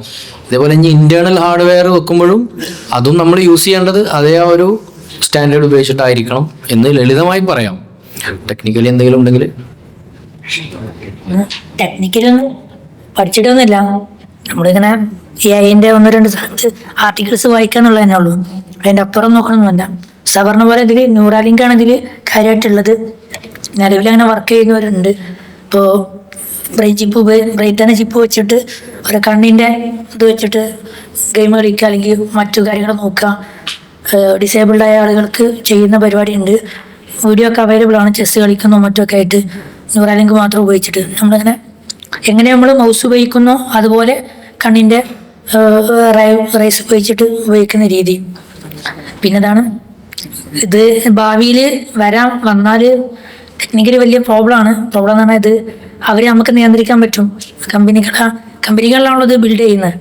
അപ്പോൾ നമ്മുടെ ചിന്തകളൊക്കെ നിയന്ത്രിക്കാൻ കഴിയുമോ, അല്ലെങ്കിൽ വേറെ എന്തെങ്കിലും നമ്മളെ മാറ്റിയെടുക്കുന്ന തരത്തിലേക്ക് ഒരു കഴിയുമോ എന്നുള്ള മാട്രിക്സ് ഒക്കെ കണ്ടവരൊക്കെ ഉണ്ടെങ്കിൽ മനസ്സിലാവും ഇതിൽ എന്താണ്. വളരെ ഡിസ്റ്റോപ്പിയനായ സാധനങ്ങളൊക്കെയാണ്. ഭാവിയിൽ വരുമെന്ന് ഏതെടുക്കും പറയാൻ കഴിയുന്നില്ല. പക്ഷേ ന്യൂറാലിങ്കും നിലവിലുണ്ട്. അത് കൂടുതൽ ആളുകളിലേക്ക് വ്യാപിച്ചാൽ അവർ ചിന്ത നിയന്ത്രിക്കാൻ കഴിയുമെന്നൊന്നും പറയാൻ കഴിയില്ല. പിന്നെ എന്നുള്ളത് ഇസ്ലാമിക ചർച്ചകളാണ്. നമ്മൾ ഇങ്ങനെയുള്ള ഒരാളെ നമുക്ക് മുക്കല്ലഫായി കണക്കാക്കാൻ പറ്റുമോ? ബുദ്ധി കുറഞ്ഞ ഒരാൾ, അയാൾക്ക് ന്യൂറാലിങ്ക് അല്ലെങ്കിൽ ഇങ്ങനത്തെ ചിപ്പുകൾ വെച്ചിട്ട് ബുദ്ധി കൂടി അല്ലെങ്കിൽ ചെയ്തു, അപ്പം അങ്ങനെയുള്ള ഒരാളെ തക്ലീഫ് നമുക്ക് കണക്കാക്കാൻ പറ്റുമോ? ഇതൊക്കെ വലിയ ചോദ്യങ്ങളാണ് നമ്മൾ അഡ്രസ്സ് ചെയ്യേണ്ട, മനസ്സിലാക്കേണ്ട സാധനങ്ങൾ. ഞാനൊക്കെ മനസ്സിലായിരുന്നു കിതാബുകളിൽ തന്നെ കുറേ വിഷയങ്ങൾ ഇങ്ങനത്തെ ചർച്ച ചെയ്യുന്നതാണ്. മുന്നേയുള്ളൊരു ഫിക്കിൻ്റെ ഒരു ലഹൃതൊക്കെ കേട്ടിരുന്നു. മറ്റു ജീവികൾ നമ്മൾ മൗക്കൂലായ അല്ലെങ്കിൽ അല്ലാത്തതുമായ മനുഷ്യൻ്റെ രൂപത്തിൽ മുവല്ലതായി ഉണ്ടായാൽ അതിന് നമ്മൾ മനുഷ്യന്മാരുടെ രൂപത്തിൽ ഒരു ജീവി ഒരു മനുഷ്യനെ പ്രസവിച്ച പോലെ വന്നു. അപ്പോൾ അദ്ദേഹത്തിന് ചിന്തിക്കാനൊക്കെ കഴിവുണ്ട് അല്ലെങ്കിൽ മനസ്സിലാക്കുന്നുണ്ട്. അപ്പം ഇത് ഇയാളെ തക്ലീഫാവും കഴിയുമോ എന്നുള്ള ചർച്ച ഫിക്കിലുണ്ട്. നമുക്ക് അതേ ചർച്ച വേണമെങ്കിൽ ഇവിടെ ഉപയോഗിക്കാം. അപ്പോൾ ഇങ്ങനത്തെ ഇല്ല എന്ത് നമുക്ക് ആദ്യകാലത്തുള്ള പണ്ഡിതന്മാരുടെ അവരെ ചിന്തയുടെ അല്ലെങ്കിൽ ഫർലിയായ എന്താ പറയുക വളരെ ഇല്ലാത്ത ചർച്ചകൾ എന്തിനൊക്കെ കൊണ്ടുവന്നു എന്നുള്ളതൊക്കെ ഭാവിയിൽ നമുക്ക് ഉപകരിക്കുന്നതൊക്കെ മനസ്സിലാക്കാം. ഇതൊന്നും പറയാൻ കഴിയുന്നില്ല. നമ്മള് സോഷ്യൽ മീഡിയ ഉപയോഗിക്കാൻ പറ്റുമോ എന്ന പോലുള്ള ചോദ്യം തന്നെയാണ് ന്യൂറാലിങ്ക് ചെയ്യാൻ പറ്റുമോ എന്നുള്ളത്, സ്വീകരിക്കാൻ പറ്റുമോ എന്നുള്ളത്. കാരണം സോഷ്യൽ മീഡിയയിലൂടെ മനുഷ്യന്മാർ ഹാക്ക് ചെയ്യപ്പെടുന്നുണ്ട്. നമ്മുടെ ഡിസിഷൻസ് അല്ലേ, ഹാക്കബിൾ ഹ്യൂമൻ ബീയിങ് ആദ്യം യുവാൽ ഹരാരി പറഞ്ഞിട്ടുണ്ട്. ഹാക്കബിൾ ഹ്യൂമൻ ബീയിങ്, അതായത് നമ്മൾ എത്രത്തോളം വെച്ചാൽ നമ്മൾ നമ്മുടെ വൈഫുമായിട്ട് ആർഗ്യൂ ചെയ്യുന്നു ഒരു വിഷയത്തിൽ, എന്നിട്ട് നമ്മൾ പിന്നീട് ഇൻസ്റ്റാഗ്രാമോ യൂട്യൂബോ തുറക്കുമ്പോൾ എൻ്റെ ആർഗ്യുമെൻറ്റിനെ സപ്പോർട്ട് ചെയ്യുന്ന റീൽസ് എനിക്കും അവളുടെ ആർഗ്യുമെൻറ്റിനെ സപ്പോർട്ട് ചെയ്യുന്ന ഷോർട്സ് അവൾക്കും പോകുന്നു. അത്രത്തോളം നമ്മൾ ഹാക്ക് ചെയ്യപ്പെടുന്നു. അപ്പോൾ സോഷ്യൽ മീഡിയ ഉപയോഗിക്കാൻ പറ്റുമോ എന്ന് വെച്ചാൽ നമ്മൾ എന്തൊക്കെയാണ് പറയുക, അത് മുഴുവൻ നമ്മൾ ന്യൂറാലിങ്ക് ചിപ്പ് പിന്നെ ഇൻസ്റ്റാൾ ചെയ്യാൻ പറ്റുമോ എന്നുള്ളിടത്ത് മിനിമം ചോദ്യങ്ങൾ തീർച്ചയായിട്ടും വരുന്നതാണ്. പിന്നെ അതത് കാലത്തെ കർമ്മശാസ്ത്രപരമായ ഫ്ലെക്സിബിലിറ്റിക്ക് അനുസരിച്ച് അന്നത്തെ ഉലമാക്കൾ അന്ന് രൂപപ്പെടുന്ന വാക്കിനനുസരിച്ച് തീരുമാനം പറയേണ്ട ഒരു കാര്യമാണത്. പക്ഷെ അതേസമയം കിതാബുകളിലൊക്കെ അതിൻ്റെ ലാഭിത്തകൾ ഉണ്ടാവേണ്ടതാണ്. മിൻഹാജ് പോലുള്ള കിതാബുകളിലും നമ്മൾ സാധാരണ ക്ലാസിക്കൽ ടെക്സ്റ്റുകളിൽ പിന്നെ അങ്ങനെ വന്നാൽ എങ്ങനെ ഇപ്പോൾ ടെസ്റ്റ് ട്യൂബ് എല്ലാ കാര്യങ്ങൾക്കും നമുക്ക് മിക്കവാറും ക്ലാസിക്കൽ ടെക്സ്റ്റുകൾ ഫർലയ്യാത്തിൻ്റെ സ്കോപ്പിനകത്ത് ഉൾക്കൊള്ളിക്കാറുണ്ട്. അത്തരം പോസിബിൾ സിനാരിയോസ് ഏതറ്റം വരെ പോകാമെന്ന് പണ്ഡിതന്മാർ ചിലപ്പോൾ ഒരുപാട് സ്ഥലങ്ങളിൽ ചർച്ച ചെയ്ത് നമ്മൾ കാണാറുണ്ട്. അപ്പോൾ ആ ലാഭിത്തകളിൽ എവിടുന്നേലൊക്കെ നമുക്കത് കിട്ടാവുന്നതാണ് ഇൻഷാ അല്ലാഹ്. അപ്പോൾ നമ്മൾ ഇരുന്നത് പോലെ തിയോളജിൻ്റെയും ഫിലോസഫിൻ്റെ ആളുകൾ ഇരുന്നത് പോലെ ഇസ്നാദുമായി ബന്ധപ്പെട്ട് ഹദീസിൻ്റെ ആളുകൾ ഇതേപോലെ ഇരിക്കേണ്ടി വരും, ഫിഖഹിൻ്റെ ആളുകൾ ഇത്തരം വിഷയങ്ങളിൽ ഇരിക്കേണ്ടി വരും.